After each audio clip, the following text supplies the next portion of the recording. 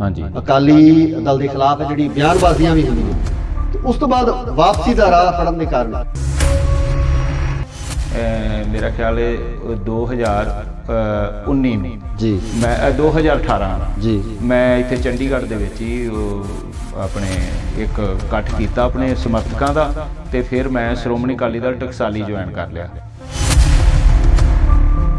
क्योंकि जेडे उस वेले इकट्ठे हुए मैंने लगता श्रोमणी अकाली दल बादल तो हाँ जी अलग टुट के आए हुए टुट के आए सी फिर इन्हां दे नाल वेखिया ते जो मैनू कौड़ा तजर्बा होया वो इस तो भी भयानक सी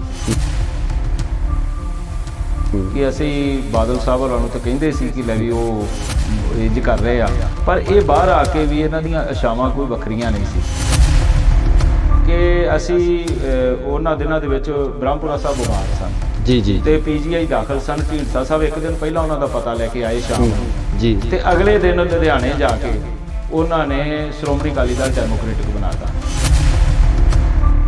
हालांकि ब्रह्मपुरा साहब नाल मेरी कोई बहुत ही नहीं सी हैगी अंडरस्टैंडिंग मेरी सेखवा साहब नाल सी जी सेखवा साहब जदों चले गए तो मैनू इंज फील होया कि एक बजुर्ग बंदा जिहड़ा ICU ਦੇ ਵਿੱਚ ਪਿਆ ਹੈ ਤੇ ਜ਼ਿੰਦਗੀ ਮੌਤ ਦੀ ਲੜਾਈ ਲੜ ਰਿਹਾ ਉਹਦੇ ਆਪਦੇ ਸਾਥੀ ਉਹਨੂੰ ਛੱਡ ਕੇ ਜਾ ਰਹੇ ਆ ਤੇ ਮੈਨੂੰ ਮੇਰੀ ਜ਼ਮੀਰ ਨੇ ਮੈਨੂੰ ਇਜਾਜ਼ਤ ਨਹੀਂ ਦਿੱਤੀ ਕਿ ਮੈਂ ਹੁਣ ਇਹਨਾਂ ਦੇ ਨਾਲ ਚਲਾ ਜਾਵਾਂ पर ढींडसा साहब ने फिर बड़ा जोर लाया मैनू मेरे नाल संपर्क किया उन्होंने बेटे सरदार परमिंदर सिंह ढींडसा ने संपर्क किया वो कहते जी तुसी देखो जां तां ब्रह्मपुरा साहब नूं लै आओ जी ते आपां इकट्ठे हो जाइए ते नहीं तो फिर तुसी आ जाओ तुहाडी सानूं लोड़ है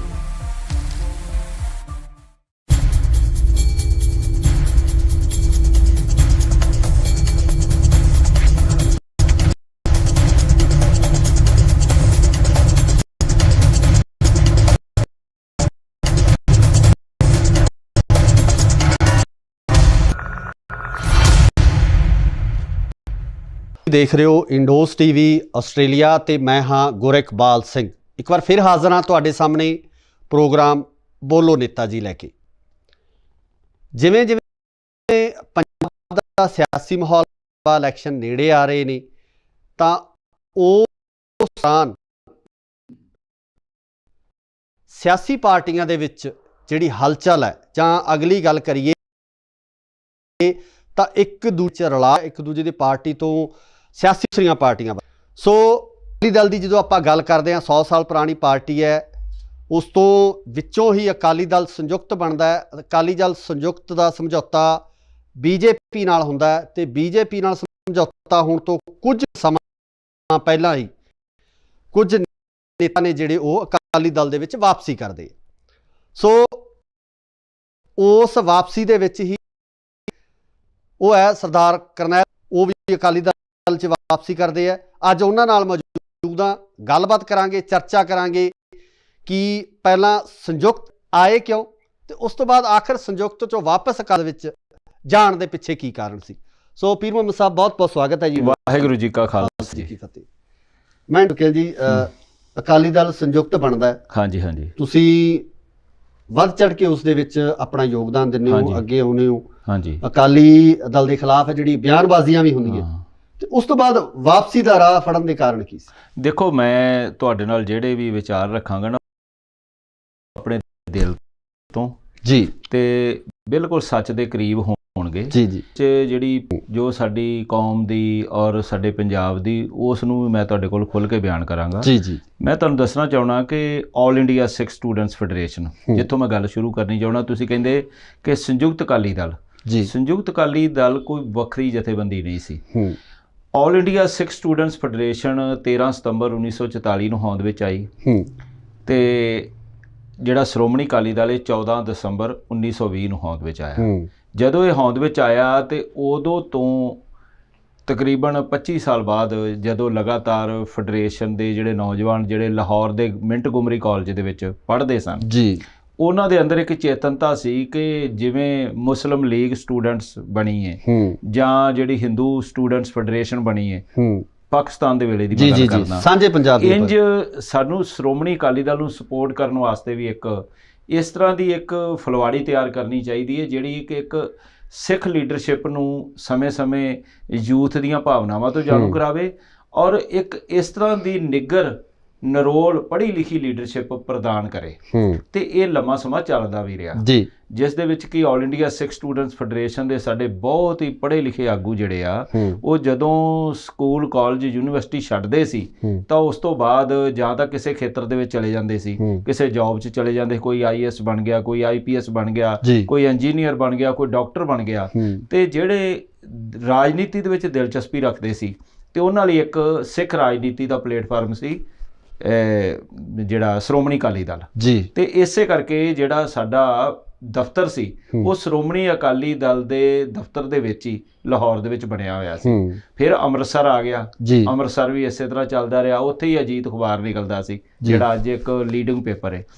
ਤਾਂ ਸਮੇਂ ਨੇ ਕਰਵਟ ਲਈ, ਸਮੇਂ ਨੇ ਕਰਵਟ ਲੈਂਦਿਆਂ ਜਿਹੜਾ ਫੈਡਰੇਸ਼ਨ ਤੇ ਸ਼੍ਰੋਮਣੀ ਅਕਾਲੀ ਦਲ ਦੀਆਂ ਦੂਰੀਆਂ ਪੈ ਗਈਆਂ, ਦੂਰੀਆਂ ਇੰਨੀਆਂ ਕੁ ਹੋ ਗਈਆਂ ਕਿ ਇੱਕ ਸਮਾਂ ਇਸ ਤਰ੍ਹਾਂ ਦਾ ਆਇਆ ਕਿ ਅਸੀਂ ਆਮੋ ਸਾਹਮਣੇ ਖੜ ਗਏ। ਇੱਕ ਸਮਾਂ ਇਹੋ ਜਿਹਾ ਆਇਆ ਕਿ ਫੈਡਰੇਸ਼ਨ ਇੱਕ ਜੋਬਨ ਤੇ ਚਲੀ ਗਈ, ਉਹ ਇੱਕ ਯੂਥ ਵਿਦਿਆਰਥੀ ਜਥੇਬੰਦੀ ਦੇ ਨਾਲ ਨਾਲ ਰਾਜਨੀਤਿਕ ਖੇਤਰ ਦੇ ਵਿੱਚ ਇੰਨੀ ਪਾਵਰਫੁਲ ਹੋ ਗਈ ਕਿ 89 ਦੇ ਵਿੱਚ 1999 ਦੇ ਵਿੱਚ ਜਿਹੜਾ ਅਸੀਂ ਆਪਣੇ 13 ਮੈਂਬਰ ਪਾਰਲੀਮੈਂਟ ਜਿਹੜੇ ਅਸੀਂ ਲੜਾਏ ਔਰ ਉਸ ਲੜਾਈ ਦੇ ਵਿੱਚ ਸਾਨੂੰ ਐਡਾ ਕੁ ਬਲ ਮਿਲਿਆ ਕਿ ਸਾਡੇ ਤਕਰੀਬਨ 8 ਤਾਂ ਸਿੱਧੇ ਹੀ ਜਿੱਤ ਗਏ ਮੈਂਬਰ ਪਾਰਲੀਮੈਂਟ, ਜਿਹਦੇ 'ਚ ਮਾਨ ਸਾਹਿਬ ਵੀ ਸਨ ਤੇ ਹੋਰ ਬਹੁਤ ਸਾਰੇ ਆਗੂ, ਬੀਬੀ ਰਜਿੰਦਰ ਕੌਰ ਬੁਲਾਰਾ, ਧਿਆਨ ਸਿੰਘ ਮੰਡ, ਤਿੰਦਰਪਾਲ ਸਿੰਘ, ਇਸ ਤਰ੍ਹਾਂ ਬਾਪੂ ਸੁੱਚਾ ਸਿੰਘ ਮਲੋਆ, ਬੀਬੀ ਵਿਮਲ ਕੌਰ ਖਾਲਸਾ, ਜਥੇਦਾਰ ਜਗਦੇਵ ਸਿੰਘ ਖੁੱਡੀਆਂ, ਇਹ ਸਾਰੇ ਅਸੀਂ ਉਦੋਂ ਅੱਗੇ ਹੋ ਕੇ ਜਿਤਾਏ। ਤੇ ਸਮਾਂ ਇਸ ਤਰ੍ਹਾਂ ਦਾ ਵੀ ਆਇਆ ਕਿ 1991 ਦਾ ਸਮਾਂ ਕਿ ਫੈਡਰੇਸ਼ਨ ਨੇ ਇਲੈਕਸ਼ਨ ਲੜਨ ਦਾ ਮਨ ਬਣਾ ਲਿਆ, ਲੇਕਿਨ ਸਰਕਾਰ ਕੇਂਦਰ ਦੀ ਨਹੀਂ ਸੀ ਚਾਹੁੰਦੀ ਤੇ ਰਾਤੋਂ ਰਾਤ ਜਿਹੜਾ ਜਿਸ ਦਿਨ ਇਲੈਕਸ਼ਨ ਹੋਣੇ ਸੀ ਇੱਕ ਰਾਤ ਪਹਿਲਾਂ ਇਲੈਕਸ਼ਨ ਜਿਹੜਾ ਪੋਸਟਪੋਨ ਕਰ ਦਿੱਤਾ। TN ਸੈਸ਼ਨ ਸੀ ਉਦੋਂ ਪੰਜਾਬ ਦੇ ਇਲੈਕਸ਼ਨ, ਇੰਡੀਆ ਦੇ ਇਲੈਕਸ਼ਨ ਕਮਿਸ਼ਨ, ਤੇ ਉਹ ਫਿਰ ਉਹਨਾਂ ਨੂੰ ਇਹ ਲੱਗ ਰਿਹਾ ਸੀ ਆਲ ਇੰਡੀਆ ਸਿੱਖ ਸਟੂਡੈਂਟਸ ਫੈਡਰੇਸ਼ਨ ਸਰਕਾਰ ਬਣਾਵੇਗੀ। ਤੇ ਫਿਰ ਸਮਾਂ 1992 ਦਾ ਆ ਗਿਆ। 92 ਦੇ ਵਿੱਚ ਅਸੀਂ ਇਲੈਕਸ਼ਨ ਦਾ ਬਾਈਕਾਟ ਕਰ ਦਿੱਤਾ। ਉਹ ਬਾਈਕਾਟ ਇੰਨਾ ਸਕਸੈਸ ਹੋਇਆ ਕਿ ਜਿਹੜੀ ਬੇਅੰਤ ਸਿੰਘ ਸਰਕਾਰ ਬਣੀ ਸੀ ਉਹ 4% 6% ਵੋਟਾਂ ਦੇ ਉੱਤੇ ਸਰਕਾਰ ਬਣਾ ਕੇ ਤੇ ਹੋ ਗਈ। ਉਸ ਤੋਂ ਬਾਅਦ ਫਿਰ ਸਾਡਾ ਇਹਨਾਂ ਨੇ ਕੰਮ ਸ਼ੁਰੂ ਕਰ ਦਿੱਤਾ ਫੇਕ ਇਨਕਾਊਂਟਰ ਦਾ। ਝੂਠੇ ਪੁਲਿਸ ਮੁਕਾਬਲਿਆਂ ਦੇ ਵਿੱਚ ਸਾਡੇ ਨੌਜਵਾਨ ਮਾਰਨੇ ਸ਼ੁਰੂ ਕਰਤੇ, ਅੱਤਵਾਦ, ਵੱਖਵਾਦ, ਦਹਿਸ਼ਤਗਰਦ, ਪਤਾ ਨਹੀਂ ਕੀ ਸ਼ਬਦ ਸਾਡੇ ਨਾਂ ਨਾਲ ਜੋੜ ਦਿੱਤੇ। ਲੋਕ ਫੈਡਰੇਸ਼ਨ ਤੋਂ ਦੂਰ ਹੋਣੇ ਸ਼ੁਰੂ ਹੋ ਗਏ। ਫੈਡਰੇਸ਼ਨ ਨੂੰ ਇੱਕ ਮਿਲੀਟੈਂਟ ਆਰਗੇਨਾਈਜੇਸ਼ਨ ਡਿਕਲੇਅਰ ਕਰ ਦਿੱਤਾ ਗਿਆ, ਪਾਬੰਦੀ ਲਾ ਦਿੱਤੀ ਗਈ, ਕਈ ਕੁਝ ਹੋਇਆ। ਜਿਹੜਾ ਫੈਡਰੇਸ਼ਨ ਦੇ ਵਿੱਚ ਜੁਆਇਨ ਕਰਦਾ ਸੀ, ਜਿਵੇਂ ਅਸੀਂ ਜੁਆਇਨ ਕਰਵਾ ਕੇ ਆਉਂਦੇ ਸੀ, ਉਹਨਾਂ ਦੇ ਘਰ CID ਵਾਲੇ ਪਹੁੰਚ ਜਾਂਦੇ ਸੀ। ਤੇ ਮੈਨੂੰ ਯਾਦ ਹੈ ਕਿ ਅਸੀਂ ਬਰਜਿੰਦਰਾ ਕਾਲਜ ਫਰੀਦਕੋਟ ਦੇ ਵਿੱਚ ਜਦੋਂ ਚੋਣ ਕਰਾਉਣ ਗਏ, ਮੈਂ ਤੇ ਹਰਮਿੰਦਰ ਸਿੰਘ ਗਿੱਲ ਜਿਹੜੇ ਪੱਟੀ ਤੋਂ ਅੱਜ ਵਿਧਾਇਕ ਨੇ, ਤੇ ਅਸੀਂ ਜਦੋਂ ਉੱਥੇ ਚੋਣ ਕਰਾਉਣ ਗਏ ਤੇ ਉੱਥੇ 2-3 ਗਰੁੱਪ ਆਮੋ ਸਾਹਮਣੇ ਹੋ ਗਏ। ਉਹ ਕਹਿਣ ਸਾਨੂੰ ਬਣਾਓ, ਉਹ ਕਹਿਣ ਸਾਨੂੰ ਬਣਾਓ।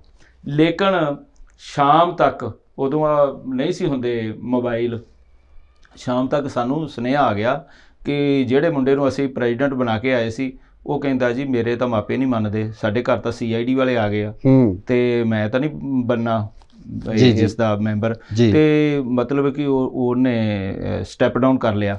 ਤਾਂ ਇਹ ਹਾਲਾਤਾਂ ਦੇ ਵਿੱਚ ਅਸੀਂ ਫੈਡਰੇਸ਼ਨ ਨੂੰ ਫਿਰ ਵੀ ਜਿੰਦਾ ਰੱਖਣ ਲਈ ਲਗਾਤਾਰ ਸੰਘਰਸ਼ ਕਰਦੇ ਰਹੇ। 19 ਜਨਵਰੀ 1995 ਨੂੰ ਜਦੋਂ ਮੈਨੂੰ ਸ੍ਰੀ ਅਕਾਲ ਤਖਤ ਸਾਹਿਬ ਦੇ ਉਸ ਵੇਲੇ ਦੇ ਜਥੇਦਾਰ ਸਿੰਘ ਸਾਹਿਬ ਪ੍ਰੋਫੈਸਰ ਮਨਜੀਤ ਸਿੰਘ ਨੇ ਫੈਡਰੇਸ਼ਨ ਦਾ ਪ੍ਰਧਾਨ ਬਣਾਇਆ, ਤੇ ਉਦੋਂ 5 ਫੈਡਰੇਸ਼ਨ ਦੇ ਅਲੱਗ-ਅਲੱਗ ਗਰੁੱਪ ਸੀ, ਉਹਨਾਂ ਨੂੰ ਇਕੱਠਿਆਂ ਕੀਤਾ, ਮੈਨੂੰ ਪ੍ਰਧਾਨ ਬਣਾਤਾ। ਅਸੀਂ ਫਿਰ ਬੜੀ ਜਦੋਜਹਿਦ ਕੀਤੀ, ਲੇਕਿਨ ਜਦੋਂ ਫੈਡਰੇਸ਼ਨ ਦੇ ਵਿੱਚ ਇੱਕ ਫੁੱਟ ਪੈ ਗਈ ਸੀ, ਕਿਸੇ ਵੀ ਜਥੇਬੰਦੀ 'ਚ ਫੁੱਟ ਪੈ ਜਾਂਦੀ ਹੈ ਨਾ, ਤਾਂ ਫਿਰ ਉਸ ਨੂੰ ਇਕੱਠਿਆਂ ਕਰਨਾ ਬਹੁਤ ਔਖਾ ਕੰਮ ਹੋ ਜਾਂਦਾ। ਫਿਰ ਅਸੀਂ ਰਾਜਨੀਤਿਕ ਪੈਂਤੜੇਬਾਜ਼ੀ ਤੋਂ ਬਾਹਰ ਹੋ ਗਏ। ਫਿਰ ਜਿਹੜਾ ਸ਼੍ਰੋਮਣੀ ਅਕਾਲੀ ਦਲ ਸੀ, ਸ਼੍ਰੋਮਣੀ ਅਕਾਲੀ ਦਲ ਦੇ ਵਿੱਚ ਇੱਕ ਆਪਣਾ ਹੀ ਢੰਗ ਤਰੀਕਾ ਚੱਲਿਆ ਕਿ ਅਸੀਂ ਉਹਦੇ ਤੋਂ ਦੂਰ ਹੁੰਦੇ ਗਏ। ਸਿੱਖ ਲੀਡਰਸ਼ਿਪ ਜਿਹੜੀ ਪ੍ਰਦਾਨ ਕਰਦੇ ਸੀ ਉਹ ਵੀ ਨਾ ਬਣ ਸਕੀ, ਤਾਂ ਉਹਦੇ ਵਿੱਚ ਪਰਿਵਾਰਵਾਦ ਦਾ ਵੀ ਬੋਲਬਾਲਾ ਹੋਇਆ ਤੇ ਅਸੀਂ ਬਿਲਕੁਲ ਪਿੱਛੇ ਰਹਿ ਗਏ। ਅਸੀਂ ਲੜਾਈ ਲੜਦੇ ਰਹੇ।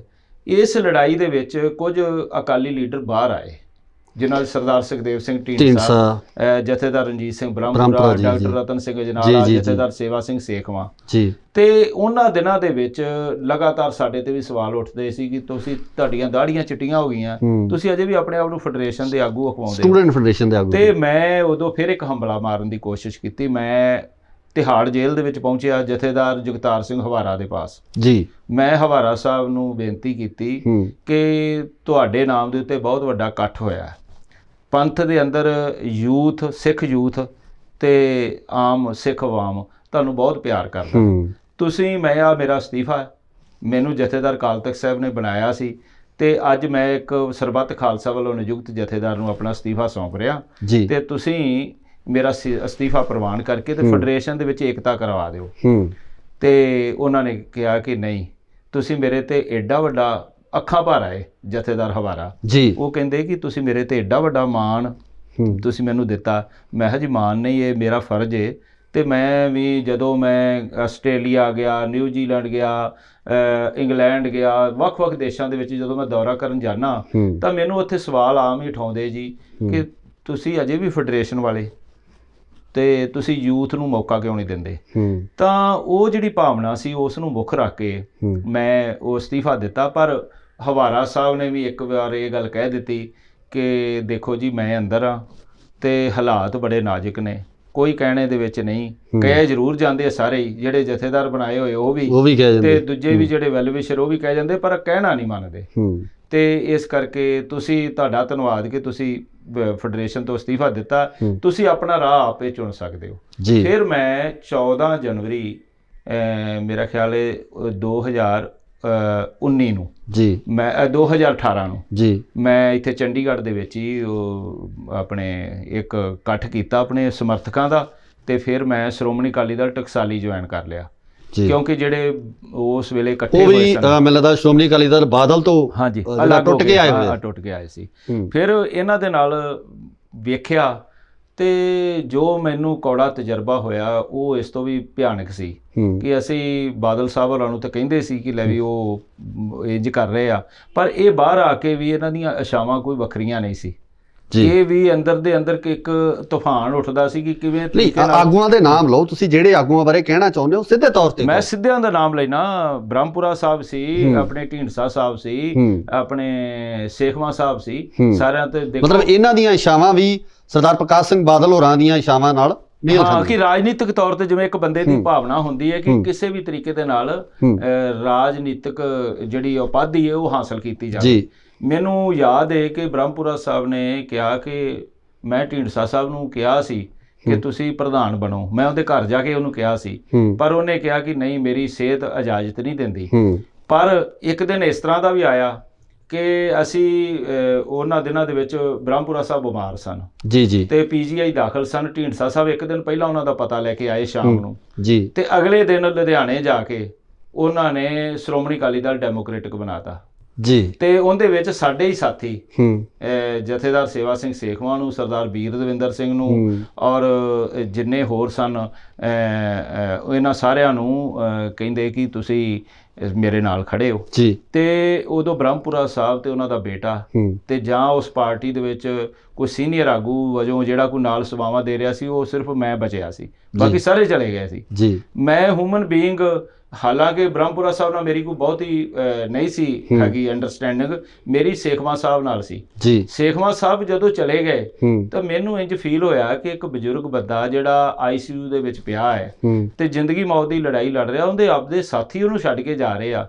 ਤੇ ਮੈਨੂੰ ਮੇਰੀ ਜ਼ਮੀਰ ਨੇ ਮੈਨੂੰ ਇਜਾਜ਼ਤ ਨਹੀਂ ਦਿੱਤੀ ਕਿ ਮੈਂ ਹੁਣ ਇਹਨਾਂ ਦੇ ਨਾਲ ਚਲਾ ਜਾਵਾਂ ਜੀ, ਤੇ ਮੈਂ ਉੱਥੇ ਖੜ ਗਿਆ। ਪਰ ਢੀਂਡਸਾ ਸਾਹਿਬ ਨੇ ਫਿਰ ਬੜਾ ਜ਼ੋਰ ਲਾਇਆ, ਮੇਰੇ ਨਾਲ ਸੰਪਰਕ ਕੀਤਾ, ਉਹਨਾਂ ਦੇ ਬੇਟੇ ਸਰਦਾਰ ਪਰਮਿੰਦਰ ਸਿੰਘ ਢੀਂਡਸਾ ਨੇ ਸੰਪਰਕ ਕੀਤਾ। ਉਹ ਕਹਿੰਦੇ ਜੀ ਤੁਸੀਂ ਦੇਖੋ, ਜਾਂ ਤਾਂ ਬ੍ਰਹਮਪੁਰਾ ਸਾਹਿਬ ਨੂੰ ਲੈ ਆਓ ਜੀ ਤੇ ਆਪਾਂ ਇਕੱਠੇ ਹੋ ਜਾਈਏ, ਤੇ ਨਹੀਂ ਤਾਂ ਫਿਰ ਤੁਸੀਂ ਆ ਜਾਓ, ਤੁਹਾਡੀ ਸਾਨੂੰ ਲੋੜ ਹੈ। ਮੈਂ ਉਹਨਾਂ ਨੂੰ ਕਿਹਾ ਕਿ ਨਹੀਂ, ਜੇ ਤੁਸੀਂ ਬਾਹਰ ਆਏ ਹੋ ਸ਼੍ਰੋਮਣੀ ਅਕਾਲੀ ਦਲ ਦੇ ਵਿੱਚੋਂ, ਤੁਸੀਂ ਇੱਕੋ ਹੀ ਨਾਰਾ ਦਿੱਤਾ ਕਿ ਅਸੀਂ ਸ਼੍ਰੋਮਣੀ ਅਕਾਲੀ ਦਲ ਨੂੰ ਮਜ਼ਬੂਤ, ਉਹਦੀ ਸ਼ਾਖ ਬਚਾਉਣੀ ਹੈ, ਸ਼੍ਰੋਮਣੀ ਅਕਾਲੀ ਦਲ ਦਾ ਜੋ ਅਸਤਿਤਵ ਹੈ, ਜੋ ਉਹਦਾ ਆਧਾਰ ਹੈ, ਉਸੇ ਨੂੰ ਬਚਾ ਕੇ ਉਹਨੂੰ ਬਚਾਉਣਾ ਹੈ। ਤੇ ਮੈਂ ਕਿਹਾ ਜੀ ਬਾਹਰ ਆ ਕੇ ਜਾਂ ਮੈਂ ਤੁਹਾਡੇ ਨਾਲ ਖੜ ਕੇ ਮੈਨੂੰ ਨਹੀਂ ਲੱਗਦਾ ਕਿ ਮੈਂ ਕੁਝ ਵੱਖਰਾ ਤੁਹਾਨੂੰ ਕੋਈ ਕਰ ਸਕਾਂਗਾ। ਜੇ ਤੁਸੀਂ ਕਰਨਾ ਚਾਹੁੰਦੇ ਹੋ ਤਾਂ ਆਪਾਂ ਏਕਤਾ ਕਰੀਏ। ਉਹ ਫਿਰ ਏਕਤਾ ਦੀ ਗੱਲ ਵੀ ਮੈਂ ਤੋਰੀ ਸੀ। ਅੱਛਾ, ਉਹ ਸਮਝੌਤਾ ਤੁਸੀਂ ਕਰਵਾਇਆ? ਹਾਂਜੀ ਹਾਂਜੀ, ਉਹ ਮੈਂ ਤੁਹਾਨੂੰ ਹੁਣ ਆਪਾਂ ਇੰਟਰਵਿਊ 'ਚ ਬੈਠੇ, ਮੈਂ ਤੁਹਾਨੂੰ ਬਾਅਦ 'ਚ ਉਹ ਜਿਹੜਾ ਹੱਥ ਲਿਖਤ ਜਿਹੜੀ ਉਹ ਦੋਵਾਂ ਲੀਡਰਾਂ ਦੇ ਜਿਨ੍ਹਾਂ ਦੇ ਉੱਤੇ ਦਸਤਖਤ ਹੋਏ, ਉਹ ਮੈਂ ਆਪ ਹੀ ਲਿਖੀ ਸੀ। ਔਰ ਉਹਦਾ ਇੱਕ ਇੱਕ ਅੱਖਰ ਜਿਹੜਾ ਲਿਖ ਕੇ ਔਰ ਉਹਨਾਂ ਦੇ ਸਾਹਮਣੇ ਉਹਨਾਂ ਨੂੰ ਕਿਹਾ ਕਿ ਆਹ ਪੜ੍ਹੋ।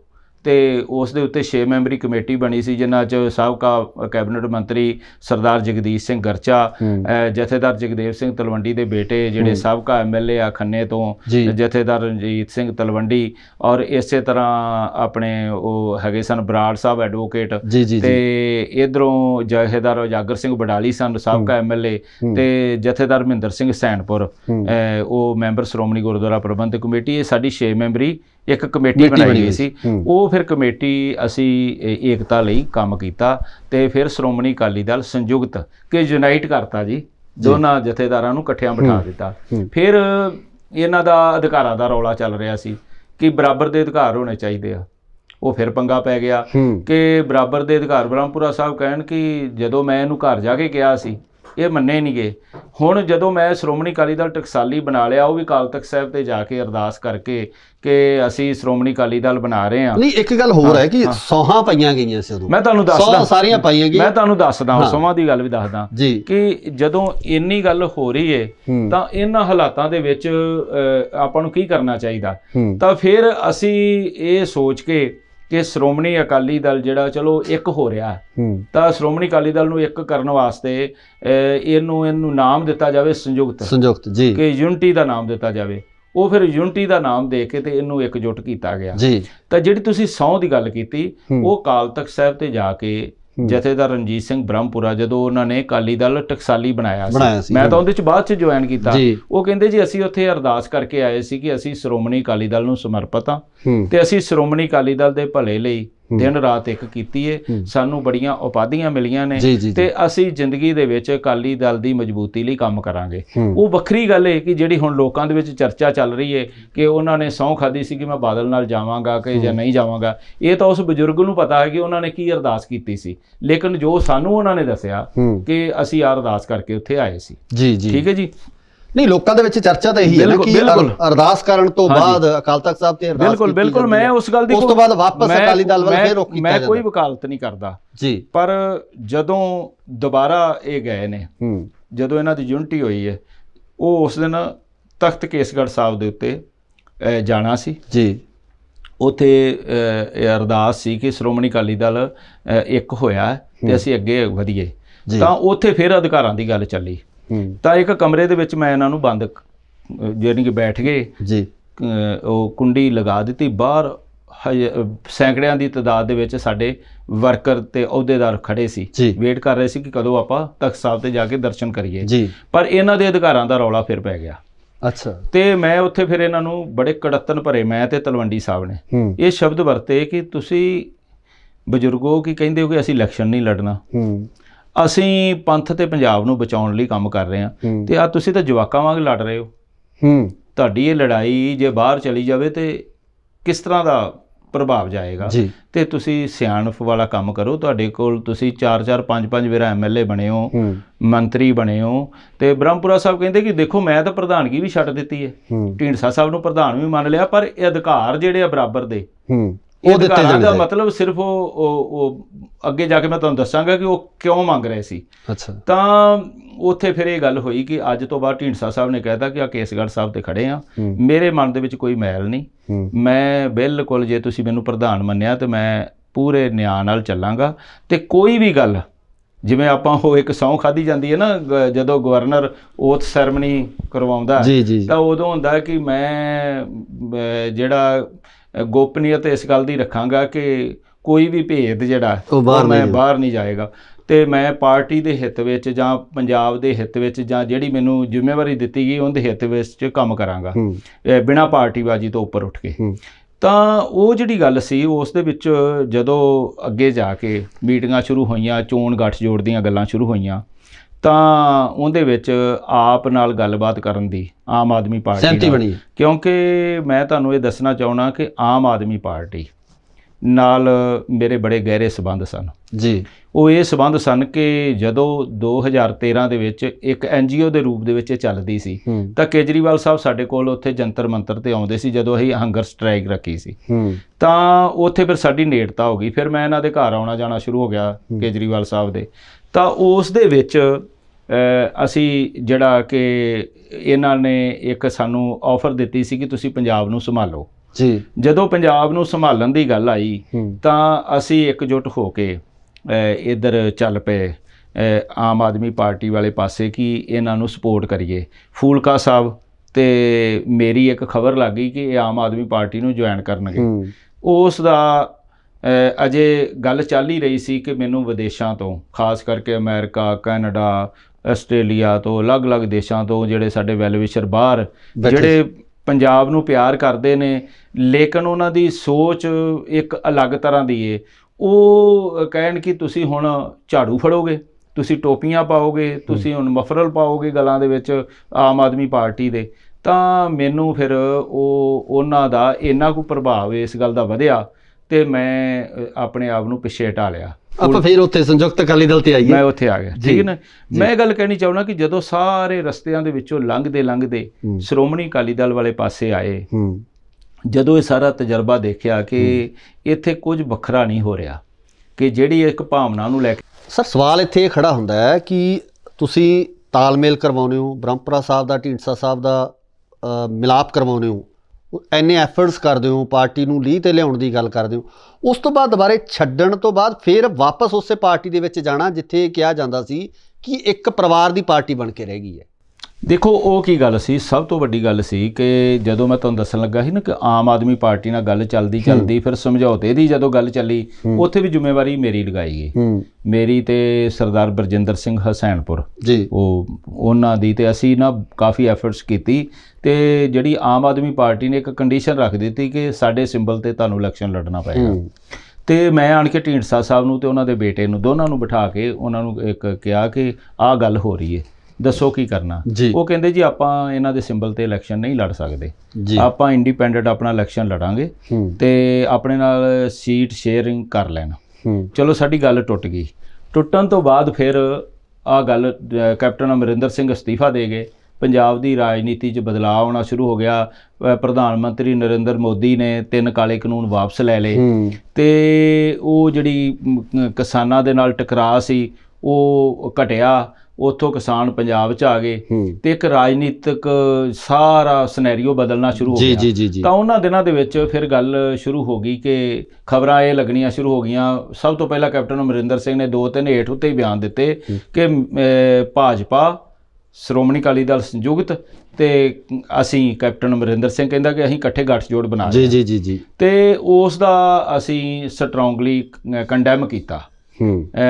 ਢੀਂਡਸਾ ਸਾਹਿਬ ਨੇ ਵੀ ਕਰਤਾ, ਸਿੱਖ ਸਟੂਡੈਂਟ ਫੈਡਰੇਸ਼ਨ ਨੇ ਕੀਤਾ ਜਾਂ ਤੁਸੀਂ ਨਿੱਜੀ ਤੌਰ ਤੇ? ਅਸੀਂ ਫੈਡਰੇਸ਼ਨ ਨੇ ਵੀ ਕੀਤਾ ਔਰ ਸ਼੍ਰੋਮਣੀ ਅਕਾਲੀ ਦਲ ਦੇ ਬੁਲਾਰੇ ਵਜੋਂ ਮੈਂ ਵੀ ਉਹਦਾ ਕੀਤਾ ਜੀ। ਉਹ ਵਿੱਚ ਪਾਰਟੀ ਦੇ ਅੰਦਰ ਜਿਹੜੇ ਬੰਦੇ ਚਾਹੁੰਦੇ ਸੀ ਭਾਜਪਾ ਦੇ ਨਾਲ ਗੱਠਜੋੜ, ਉਹ ਇਸ ਗੱਲ ਦਾ ਵਿਰੋਧ ਕਰਨਾ ਸ਼ੁਰੂ ਕਰਤਾ ਨਿੱਜੀ ਤੌਰ ਤੇ, ਜਾ ਕੇ ਢੀਂਡਸਾ ਸਾਹਿਬ ਨੂੰ ਕਹਿਣਾ ਕਿ ਕਰਨੈਲ ਸਿੰਘ ਪੀਰ ਮੁਹੰਮਦ ਦੀ ਪਾਰਟੀ ਹੈ, ਇਹ ਸਾਰੇ ਡਿਸੀਜਨ ਆਪੇ ਹੀ ਲੈ ਰਹੇ ਨੇ, ਇਹ ਵੇਖੋ ਜੀ ਅਜੇ ਸਮਝੌਤੇ ਦੀ ਗੱਲ ਚੱਲੀ ਨਹੀਂ ਤੇ ਪਹਿਲਾਂ ਹੀ ਵਿਰੋਧ ਕਰ ਰਹੇ ਆ, ਇੰਜ ਕਰ ਰਹੇ ਆ।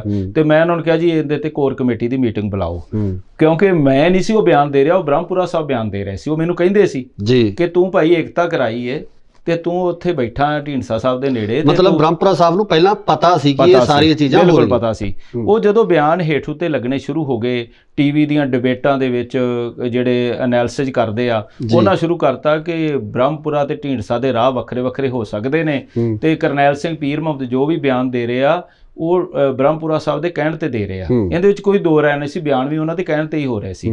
ਤਾਂ ਫਿਰ ਕੋਰ ਕਮੇਟੀ ਦੀਆਂ 2 ਮੀਟਿੰਗਾਂ ਹੋਈਆਂ, ਦੋਨਾਂ ਮੀਟਿੰਗਾਂ ਦੇ ਵਿੱਚ ਅਸੀਂ ਕੋਈ ਭਾਜਪਾ ਦੇ ਫਾਇਦੇ ਕੀ ਨੇ ਤੇ ਨੁਕਸਾਨ ਕੀ ਨੇ ਸਾਰੀ ਚੀਜ਼ ਦਾ ਵਿਸ਼ਲੇਸ਼ਣ ਕੀਤਾ। ਤਾਂ ਉੱਥੇ ਬਹੁ ਗਿਣਤੀ ਸੀ ਜਿੰਦੇ 'ਚ ਢੀਂਡਸਾ ਸਾਹਿਬ ਦੇ ਬੇਟੇ ਪਰਮਿੰਦਰ ਸਿੰਘ ਢੀਂਡਸਾ ਨੇ ਸਾਡੇ ਨਾਲ ਹਾਂ ਮਿਲਾਈ ਕਿ ਇਹ ਭਾਜਪਾ ਨਾਲ ਸਾਨੂੰ ਸਮਝੌਤਾ ਨਹੀਂ ਕਰਨਾ ਚਾਹੀਦਾ, ਢੀਂਡਸਾ ਸਾਹਿਬ ਦੇ ਪੁੱਤਰ ਇਸ ਗੱਲ ਨਾਲ ਸਹਿਮਤ ਨਹੀਂ ਹੈ। ਬਿਲਕੁਲ ਬਿਲਕੁਲ, ਉਹਨਾਂ ਨੇ ਠੋਕ ਕੇ ਕਿਹਾ ਕਿ ਭਾਜਪਾ ਦੇ ਨਾਲ ਸਮਝੌਤਾ ਜਿਹੜਾ ਹੈ ਸਾਡੇ ਲਈ ਬੜਾ ਖਤਰਨਾਕ ਹੈ। ਸਾਡੇ ਨਾਲ ਇੱਕ ਇੰਟਰਵਿਊ ਦੇ ਵਿੱਚ ਉਹਨਾਂ ਨੇ ਇਹੀ ਕਿਹਾ ਕਿ ਪਰਮਿੰਦਰ ਹੈ ਜਿਹੜਾ ਉਹ ਪੂਰੀ ਤਰ੍ਹਾਂ ਨਾਲ ਰੈਡੀ ਹੈ ਤੇ ਉਹ ਇਸ ਫੈਸਲੇ ਨਾਲ ਵੀ ਸਹਿਮਤੀ ਦੇਊਗਾ ਤੇ ਅੱਗੇ ਜਾ ਕੇ ਇਲੈਕਸ਼ਨ ਦੇ ਵਿੱਚ ਆਪਣੀ ਮੁੱਖ ਭੂਮਿਕਾ ਵੀ ਨਿਭਾਊਗਾ। ਨਹੀਂ, ਹੁਣ ਤਾਂ ਦੇਖੋ, ਹੁਣ ਉਹਨਾਂ ਨੂੰ ਜਿਹੜੀ 2 ਮੈਂਬਰੀ ਕਮੇਟੀ ਬਣਾਈ ਉਹਦੇ 'ਚ ਉਹਨਾਂ ਨੂੰ ਮੈਂਬਰ ਵੀ ਪਾ ਦਿੱਤਾ, ਮੈਂਬਰ ਵੀ ਪਾ ਦਿੱਤਾ, ਹਾਲਾਂਕਿ ਬੜੇ ਪਾਰਟੀ ਦੇ ਸੀਨੀਅਰ ਆਗੂ ਬੈਠੇ ਨੇ। ਬ੍ਰਹਮਪੁਰਾ ਸਾਹਿਬ ਦੀ ਵਾਪਸੀ ਦਾ ਰਾਹ ਕਰਨੈਲ ਸਿੰਘ ਪੀਰ ਮੁਹੰਮਦ ਰਾਹੀਂ ਅਕਾਲੀ ਦਲ 'ਚ ਜਾਂਦਾ ਹੈ।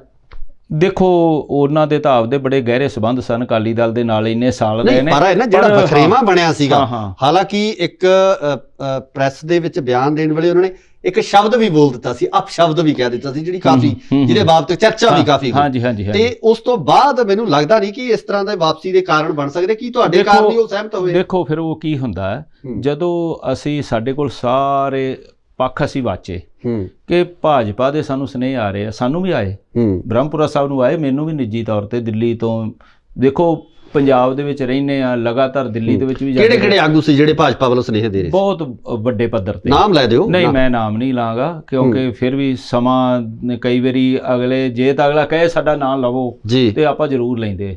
ਉਹਨਾਂ ਆਗੂਆਂ ਦਾ ਹੀ ਸੀ ਕਿ ਤੁਸੀਂ ਦੇਖੋ ਜੀ, ਜੇ ਢੀਂਡਸਾ ਸਾਹਿਬ ਆ ਰਹੇ ਨੇ, ਹੋ ਸਕਦਾ ਸਾਨੂੰ ਇੰਝ ਲੱਗਦਾ ਸੀ ਕਿ ਢੀਂਡਸਾ ਸਾਹਿਬ ਨੇ ਉਹਨਾਂ ਨੂੰ ਸਪਸ਼ਟ ਹੀ ਕਹਿਤਾ ਸੀ ਕਿ ਮੈਨੂੰ ਤਾਂ ਕੋਈ ਇਤਰਾਜ਼ ਨਹੀਂ, ਪਰ ਬ੍ਰਹਮਪੁਰਾ ਗੁੱਟ ਦੇ ਵਿੱਚ ਜਿਹੜਾ ਵਿਰੋਧ ਹੋ ਰਿਹਾ, ਜੇ ਉਹਦੇ ਵਿੱਚ ਤੁਸੀਂ ਕਰਨੈਲ ਸਿੰਘ ਪੀਰ ਮੁਹੰਮਦ ਨੂੰ ਮੈਨੇਜ ਕਰ ਲਓ ਤੇ ਸ਼ਾਇਦ ਇਹ ਵਿਰੋਧ ਵੀ ਹੋ ਸਕਦੀ ਹੈ। ਤੇ ਤਾਂ ਕਰਕੇ ਮੈਨੂੰ ਫੋਨ ਆਉਣੇ ਸੀ ਜੀ।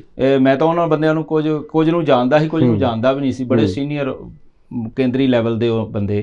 ਤਾਂ ਉਹਨਾਂ ਨੂੰ ਮੈਂ ਇੱਕੋ ਗੱਲ ਕਹੀ ਕਿ ਦੇਖੋ, ਅਸੀਂ ਤੁਹਾਡੇ ਨਾਲ ਕਿਵੇਂ ਸਮਝੌਤਾ ਕਰ ਸਕਦੇ ਹਾਂ, ਪਰ ਜੇ ਮੈਂ ਇੱਕ ਗੱਲ ਮੈਂ ਤੁਹਾਨੂੰ ਇਹ ਵੀ ਦੱਸਾਂ, ਮੈਂ ਉਹਨਾਂ ਨੂੰ ਇਹ ਗੱਲ ਕਹੀ ਕਿ ਸਾਡੀਆਂ ਕੁਝ ਮੰਗਾਂ ਨੇ, ਪਰ ਅਸੀਂ ਦਿਆਂਗੇ ਆਪਣੇ ਪ੍ਰਧਾਨ ਸਾਹਿਬ ਦੇ ਥਰੂ ਜੀ, ਤੁਸੀਂ ਉਹਨਾਂ ਮੰਗਾਂ ਨੂੰ ਮੰਨ ਲਓ ਤੇ ਅਸੀਂ ਸੋਚ ਵਿਚਾਰ ਕਰ ਲੈਂਦੇ ਹਾਂ। ਉਹ ਕਹਿੰਦੇ ਜੀ ਤੁਸੀਂ ਕੀ ਮੰਗਾਂ? ਮੈਂ ਕਿਹਾ ਤੁਹਾਨੂੰ ਨਹੀਂ ਦੱਸਾਂਗਾ, ਮੈਂ ਆਪਣੇ ਪ੍ਰਧਾਨ ਨੂੰ ਦੱਸਾਂਗਾ, ਢੀਂਡਸਾ ਸਾਹਿਬ ਨੂੰ। ਮੈਂ ਫਿਰ ਢੀਂਡਸਾ ਸਾਹਿਬ ਦੇ ਕੋਲ ਗਿਆ, ਮੈਂ ਉਹਨਾਂ ਨੂੰ ਕਿਹਾ ਕਿ ਆਹ ਕੁਝ ਮੰਗਾਂ ਨੇ, ਇਹਨਾਂ ਦੀ ਗੱਲ ਕਰੋ। ਮੰਗਾਂ ਤਾਂ ਹੁਣ ਵੀ ਗਈਆਂ, ਕਿ ਉਹੀ ਮੰਗਾਂ ਸੀ? ਉਹੀ ਮੰਗਾਂ ਜਿਹੜੀਆਂ ਆਪਾਂ ਮੰਗਾਂ, ਉਹ ਮੇਰੇ ਹੱਥ ਦੀਆਂ ਲਿਖੀਆਂ ਹੋਈਆਂ। ਮੁੱਖ ਕੀ ਸੀ? ਮੁੱਖ ਸੀ ਚੰਡੀਗੜ੍ਹ ਪੰਜਾਬ ਨੂੰ ਦਿਓ, ਬੰਦੀ ਸਿੰਘ ਜਿਹੜੇ ਉਹਨਾਂ ਦੀ ਰਿਹਾਈ ਹੋਵੇ ਤੇ ਪੰਜਾਬੀ ਬੋਲਦੇ ਇਲਾਕੇ ਸਾਨੂੰ ਮਿਲਣ। ਚਰਚਾ ਚੱਲ ਰਹੀ ਹੈ ਕੀ ਐਲਾਨ ਹੋ ਸਕਦਾ? SYL ਜਿਹੜੀ ਨਹਿਰ ਦਾ ਮਸਲਾ ਹੈ, ਕੇਂਦਰ ਨੇ ਜਿਹੜਾ ਕੇਸ ਕੀਤਾ ਹੋਇਆ ਹਰਿਆਣੇ ਦੇ ਕਹਿਣ ਤੇ, ਉਹ ਵਾਪਸ ਲਵੇ। ਸਿੱਖ ਰੈਫਰੈਂਸ ਲਾਇਬ੍ਰੇਰੀ ਜਿਹੜੀ ਹੈ, ਉਹਦਾ ਸਰਮਾਇਆ ਜਿਹੜਾ ਲੁੱਟਿਆ ਕੇਂਦਰ ਸਰਕਾਰ ਨੇ, ਵਾਪਸ ਕੀਤਾ ਜਾਵੇ। ਇਸ ਤਰ੍ਹਾਂ ਦੇ ਕੁਝ ਮਸਲੇ ਸਨ ਤੇ ਢੀਂਡਸਾ ਸਾਹਿਬ ਕਹਿੰਦੇ ਕਿ ਤੁਸੀਂ ਇਹਨੂੰ ਸੋਧ ਕੇ ਨਾ ਇਹਨੂੰ ਲੈ ਆਓ। ਤੇ ਮੈਂ ਫਿਰ ਉਹਦੇ ਚੋਂ 3 ਮੰਗਾਂ ਲੈ ਕੇ ਔਰ ਢੀਂਡਸਾ ਸਾਹਿਬ ਦੇ ਬਿਹਾਵ ਤੇ ਮੈਂ ਮੀਡੀਆ ਨੂੰ ਵੀ ਜਾਰੀ ਕਰਤੀਆਂ ਜੀ। ਉਹ ਮੀਡੀਆ ਨੂੰ ਜਾਰੀ ਕਰਨ ਤੋਂ ਬਾਅਦ ਫਿਰ ਇੱਕ ਤੂਫਾਨ ਆ ਗਿਆ ਪਾਰਟੀ ਦੇ ਅੰਦਰ ਕਿ ਕਰਨੈਲ ਸਿੰਘ ਪੀਰ ਮੁਹੰਮਦ ਨਹੀਂ ਰੋਕ ਰਿਹਾ, ਇਹਨੂੰ ਤਾਂ ਤੁਸੀਂ ਪਾਰਟੀ ਚੋਂ ਬਾਹਰ ਕਰ ਦੇਣਾ ਚਾਹੀਦਾ, ਇੰਜ ਕਰ ਦੇਣਾ ਚਾਹੀਦਾ, ਉਹ ਕਰ ਦੇਣਾ ਚਾਹੀਦਾ। ਪਰ ਉਹਨਾਂ ਨੂੰ ਇਹ ਨਹੀਂ ਸੀ ਪਤਾ ਕਿ ਜਿਹੜੀਆਂ ਗੱਲਾਂ ਮੈਂ ਕਰ ਰਿਹਾ, ਮੈਂ ਢੀਂਡਸਾ ਸਾਹਿਬ ਨੂੰ ਭਰੋਸੇ ਵਿੱਚ ਲੈ ਕੇ, ਬ੍ਰਹਮਪੁਰਾ ਸਾਹਿਬ ਨੂੰ ਭਰੋਸੇ ਵਿੱਚ ਲੈ ਕੇ ਕਰ ਰਿਹਾ ਜੀ। ਉਹ ਮੰਗਾਂ ਜਿਹੜੀਆਂ ਨੇ, ਉਹ ਇੱਕ ਇੰਗਲਿਸ਼ ਦੇ ਲੀਡਿੰਗ ਪੇਪਰ ਦੇ ਵਿੱਚ ਬਹੁਤ ਵੱਡੇ ਪੱਧਰ ਤੇ ਛਪੀਆਂ ਤੇ ਮੈਨੂੰ ਸਵੇਰੇ ਰਾਮੂਵਾਲੀਆ ਸਾਹਿਬ ਦਾ ਫੋਨ ਆ ਗਿਆ। ਮੈਨੂੰ ਕਹਿੰਦੇ ਕਿ ਕਰਨੈਲ ਸਿੰਘ ਜੀ, ਬੱਲੇ ਸ਼ੇਰਾ, ਬੜਾ ਵਧੀਆ ਤੁਸੀਂ ਗੱਲ ਕੀਤੀ ਹੈ, ਪਰ ਇਹ ਬੜਾ ਦਲੇਰੀ ਵਾਲਾ ਫੈਸਲਾ ਕਿ ਢੀਂਡਸਾ ਸਾਹਿਬ ਕਰ ਸਕਣਗੇ। ਮੈਂ ਕਿਹਾ ਜੀ ਇਹ ਤਾਂ ਢੀਂਡਸਾ ਸਾਹਿਬ ਨੂੰ ਪਤਾ, ਪਰ ਮੈਂ ਤਾਂ ਉਹਨਾਂ ਦੇ ਬਿਹਾਵ ਤੇ ਦਿੱਤਾ ਤੇ ਉਹਨਾਂ ਦੇ ਭਰੋਸੇ 'ਚ ਉਹਨਾਂ ਨੂੰ ਲੈ ਕੇ ਕੀਤਾ। ਮੈਂ ਉਸੇ ਦਿਨ ਹੀ ਮਹਿਸੂਸ ਕਰ ਗਿਆ ਕਿ ਇਹ ਰਾਮੂਵਾਲੀਆ ਢੀਂਡਸਾ ਸਾਹਿਬ ਦੇ ਵੀ ਬਹੁਤ ਨੇੜੇ ਆ ਤੇ ਇਹ ਕੋਈ ਹੋਰ ਵੱਖਰੀ ਗੱਲ ਨਾ ਕਰਨ। ਮੈਂ ਉਹਨਾਂ ਨੂੰ ਆਖਿਆ ਜੀ ਤੁਸੀਂ ਢੀਂਡਸਾ ਸਾਹਿਬ ਨੂੰ ਵੀ ਪੁੱਛ ਲਓ। ਕਹਿੰਦੇ ਕਿ ਇਹਦਾ ਮਤਲਬ ਕਿ ਤੂੰ ਉਹਨਾਂ ਨੂੰ ਪੁੱਛੇ ਤੋਂ ਬਗੈਰ ਲਾ ਦਿੱਤਾ। ਮੈਂ ਕਿਹਾ ਨਹੀਂ, ਉਹਨਾਂ ਨੂੰ ਭਰੋਸੇ ਵਿੱਚ ਲੈ ਕੇ ਕੀਤਾ। ਤਾਂ ਫਿਰ ਉਹ ਮੰਗਾਂ ਦੇ ਉੱਤੇ ਮੈਂ ਗੱਲ ਕਰਨ ਲਈ ਜਿੱਦਣ ਅਸੀਂ ਜੁਆਇਨ ਕੀਤਾ, ਇੱਕ ਦਿਨ ਪਹਿਲਾਂ ਮੈਂ ਢੀਂਡਸਾ ਸਾਹਿਬ ਦੇ ਕੋਲ ਗਿਆ। ਮੈਂ ਉਹਨਾਂ ਨਾਲ 2 ਘੰਟੇ ਦੇ ਕਰੀਬ ਉੱਥੇ ਗੱਲਬਾਤ 2 ਵਾਰ ਹੋਈ। ਇੱਕ ਬੜੇ ਸੀਨੀਅਰ ਜਰਨਲਿਸਟ ਵੀ ਉਸ ਵੇਲੇ ਉਹਨਾਂ ਦੇ ਕੋਲ ਬੈਠੇ ਸੀ। ਉਹ ਕਹਿੰਦੇ ਜੀ ਮੇਰੀ ਹਾਜ਼ਰੀ 'ਚ ਤੁਸੀਂ ਕਰ ਸਕਦੇ ਹੋ ਗੱਲ। ਮੈਂ ਕਿਹਾ ਜੀ ਤੁਹਾਡੀ ਹਾਜ਼ਰੀ ਤਾਂ ਬੜੀ ਜ਼ਰੂਰੀ ਹੈ ਕਿ ਤੁਸੀਂ ਇੱਕ ਆਈ ਵਿਟਨੈਸ ਇਸ ਚੀਜ਼ ਦੇ ਕਿ ਆਹ ਅਸੀਂ ਚੀਜ਼ ਮੰਗਦੇ ਪਏ ਹਾਂ, ਠੀਕ ਹੈ ਨਾ ਜੀ। ਤੇ ਉਹਨਾਂ ਦੇ ਸਾਹਮਣੇ ਫਿਰ ਉਹ ਗੱਲਾਂ ਮੈਂ ਢੀਂਡਸਾ ਸਾਹਿਬ ਨੂੰ ਪੁੱਛੀਆਂ। ਢੀਂਡਸਾ ਸਾਹਿਬ ਕਹਿੰਦੇ ਕਿ ਹੋ ਸਕਦਾ ਹੈ ਕਿ ਇਹ ਮੰਗਾਂ ਮੰਨ ਲੈਣ, ਪਰ ਇਹ ਆਪਣੇ ਥਰੂ ਨਹੀਂ ਮੰਗਣਗੇ, ਆਪਣੇ ਥਰੂ ਨਹੀਂ ਮੰਨਣਗੇ। ਜੇ ਇਹ ਫੈਸਲਾ ਕਰਦੀ ਵੀ ਹੈ ਕੇਂਦਰੀ ਹਕੂਮਤ, ਤਾਂ ਉਹਨਾਂ ਦਾ ਕ੍ਰੈਡਿਟ ਉਹ ਆਪਣੀ ਆਪ ਨੂੰ ਦੇਣਗੇ। ਨਹੀਂ, ਉੱਥੇ ਸਵਾਲ ਨਾ ਇਹ ਖੜਾ ਹੋ ਜਾਂਦਾ ਪੀਰ ਮੁਹੰਮਦ ਸਾਹਿਬ, ਤੁਸੀਂ ਸਹਿਮਤੀ ਨਹੀਂ ਪ੍ਰਗਟਾ ਰਹੇ ਸੀ ਬੀਜੇਪੀ 'ਚ ਜਾਣ ਨੂੰ। ਹਾਂਜੀ। ਦੂਜੇ ਪਾਸੇ ਤੁਸੀਂ ਮੰਗਾਂ ਲੈ ਕੇ ਜਾ ਰਹੇ ਹੋ, ਜਿਹੜੀਆਂ ਮੰਗਾਂ ਤੁਸੀਂ ਢੀਂਡਸਾ ਸਾਹਿਬ ਨੂੰ ਦੇ ਰਹੇ ਹੋ ਕਿ ਇਹ ਅੱਗੇ ਦੇਣੀਆਂ ਚਾਹੀਦੀਆਂ। ਇਹ ਸਮਝ ਨਹੀਂ ਆ ਰਿਹਾ ਮੈਂ ਤੁਹਾਨੂੰ ਤੁਸੀਂ ਉਹਦੇ ਵਿਰੋਧ ਵਿੱਚ ਸੀ ਜਾਂ ਪੱਖ ਦੇ ਵਿੱਚ? ਮੈਂ ਇਹ ਗੱਲ ਕਹਿ ਰਿਹਾ ਪੱਖ ਦੇ ਵਿੱਚ ਨਹੀਂ, ਮੈਂ ਤੁਹਾਨੂੰ ਇਹੋ ਹੀ ਗੱਲ ਦੱਸਣੀ ਚਾਹਣਾ। ਮੈਂ ਉਹਨਾਂ ਨੂੰ ਇਹ ਗੱਲ ਕਹਿ ਰਿਹਾ ਸੀ ਕਿ ਆਪਣੇ ਉੱਤੇ ਬਹੁਤ ਵੱਡਾ ਇੱਕ ਇਲਜ਼ਾਮ ਲੱਗਣਾ। ਆਪਾਂ ਪਾਰਟੀ 'ਚੋਂ ਬਾਹਰ ਆਏ ਹਾਂ ਕਿ ਅਸੀਂ ਸਿਧਾਂਤਾਂ ਦੇ ਉੱਤੇ ਰਾਜਨੀਤੀ ਕਰਾਂਗੇ। ਅਸੀਂ ਆਪ ਨਾਲ ਸਮਝੌਤਾ ਨਹੀਂ ਕਰ ਰਹੇ ਕਿ ਉਹਨਾਂ ਦੇ ਸਿੰਬਲ ਦੇ ਉੱਤੇ ਇਲੈਕਸ਼ਨ ਨਹੀਂ ਲੜਨਾ ਚਾਹੁੰਦੇ, ਤੇ ਭਾਜਪਾ ਦੇ ਵਿੱਚ ਅਸੀਂ ਸਮਝੌਤਾ ਕਰਨ ਜਾ ਰਹੇ ਹਾਂ। ਤੇ ਜੇ ਬਿਨਾਂ ਸ਼ਰਤੋਂ ਸਮਝੌਤਾ ਹੈ, ਉਹਨਾਂ ਦੇ ਹੀ ਸਿੰਬਲ ਦੇ ਉੱਤੇ ਆਪਾਂ ਇਲੈਕਸ਼ਨ ਲੜਨਾ ਹੈ, ਤੇ ਸਿਰਫ ਇਹਦਾ ਮਤਲਬ ਫਿਰ ਅਸੀਂ ਸਿਰਫ ਸੀਟਾਂ ਵਾਸਤੇ ਲੜ ਰਹੇ ਹਾਂ। ਤੇ ਕਿਉਂ ਨਾ ਜਿਹੜੀਆਂ ਮੰਗਾਂ ਨੂੰ ਆਪਾਂ ਸਾਹਮਣੇ ਰੱਖ ਕੇ, ਮੇਰੇ ਮਨ ਦੇ ਵਿੱਚ ਇਹ ਸੀ ਕਿ ਜੇ ਇਹ ਢੀਂਡਸਾ ਸਾਹਿਬ ਕੋਈ ਗੱਲ ਕਰਨਗੇ ਤੇ ਉਹਨਾਂ ਦਾ ਅੱਗੋਂ ਜਵਾਬ ਵੀ ਕੋਈ ਹੋਵੇਗਾ। ਮੈਂ ਢੀਂਡਸਾ ਸਾਹਿਬ ਨੂੰ ਜਦੋਂ ਜਾ ਕੇ ਪੁੱਛਿਆ, ਉਹ ਕਹਿੰਦੇ ਕਿ ਦੇਖੋ ਬੇਟਾ, ਉਹਨਾਂ ਨੇ ਕਿਹਾ ਕਿ ਪਹਿਲਾਂ ਸਮਝੌਤਾ ਤੁਸੀਂ ਕਰ ਲਓ, ਵਿਚਾਰਾਂ ਆਪਾਂ ਕਰਾਂਗੇ, ਉਹਨਾਂ ਵਿਚਾਰਾਂ ਦੇ ਵਿੱਚੋਂ ਆਪਾਂ ਦੇਖਦੇ ਹਾਂ ਕੀ ਹੋਏਗਾ। ਲੇਕਿਨ ਅਜੇ ਤੱਕ ਆਪਾਂ ਨੂੰ ਕੋਈ ਆਸ ਨਹੀਂ ਹੈਗੀ ਕਿ ਲੈ ਵੀ ਉਹ ਕੋਈ ਆਪਣੀਆਂ ਮੰਗਾਂ ਮੰਨ ਲੈਣ। ਜੇ ਉਹ ਮੰਗਾਂ ਕਰਨਗੇ ਵੀ ਤਾਂ ਕ੍ਰੈਡਿਟ ਆਪਾਂ ਨੂੰ ਨਹੀਂ ਦੇਣਗੇ, ਜਿਵੇਂ ਕਿਸਾਨਾਂ ਨੂੰ ਨਹੀਂ ਨਾ ਸਿੱਧੇ ਰੂਪ 'ਚ ਦਿੱਤਾ। ਕਿਸਾਨ ਸੰਘਰਸ਼ ਕਰਦੇ ਰਹੇ, ਚਿੱਠੀਆਂ ਵੀ ਲਿਖਦੇ ਰਹੇ, ਐਂਡ ਦੇ ਵਿੱਚ ਇਹ ਵੀ ਕਹਿ ਦਿੱਤਾ, ਕੋਈ ਇੱਕ ਚਿੱਠੀ ਹੁਣ ਉਹਨਾਂ ਦੀ ਜਾਰੀ ਹੋ ਗਈ ਕਿ ਇੱਕ ਕਾਨੂੰਨ ਲੈ ਲਓ ਵਾਪਸ ਤੇ ਦੋਵਾਂ ਦੇ ਉੱਤੇ ਕਮੇਟੀ ਬਣਾ ਲਓ। ਚੱਲਦੀ ਪਈ ਨਾ ਗੱਲ ਕਿ ਜੇ ਕੱਲ ਨੂੰ ਕੋਈ ਗੱਲ ਕਰਨਗੇ ਵੀ ਤੇ ਉਹ ਬੀਜੇਪੀ ਨੇ ਉਹਦਾ ਕ੍ਰੈਡਿਟ ਆਪਣੇ ਆਪ ਨੂੰ ਹੀ ਦੇਣਾ ਕਿ ਅਸੀਂ ਕੀਤਾ। ਤੇ ਮੈਨੂੰ ਫਿਰ ਇਹ ਲੱਗਾ ਕਿ ਇਹਦੇ ਵਿੱਚ ਕੁਝ ਗੱਲ ਹੀ ਨਹੀਂ ਹੈਗੀ। ਤੇ ਸਾਡੀ ਪਾਰਟੀ ਵੀ ਜਿਹੜੀ ਸ਼੍ਰੋਮਣੀ ਅਕਾਲੀ ਦਲ ਹੈ, ਉਹਨੂੰ ਵੀ ਖੋਰਾ ਲੱਗ ਰਿਹਾ।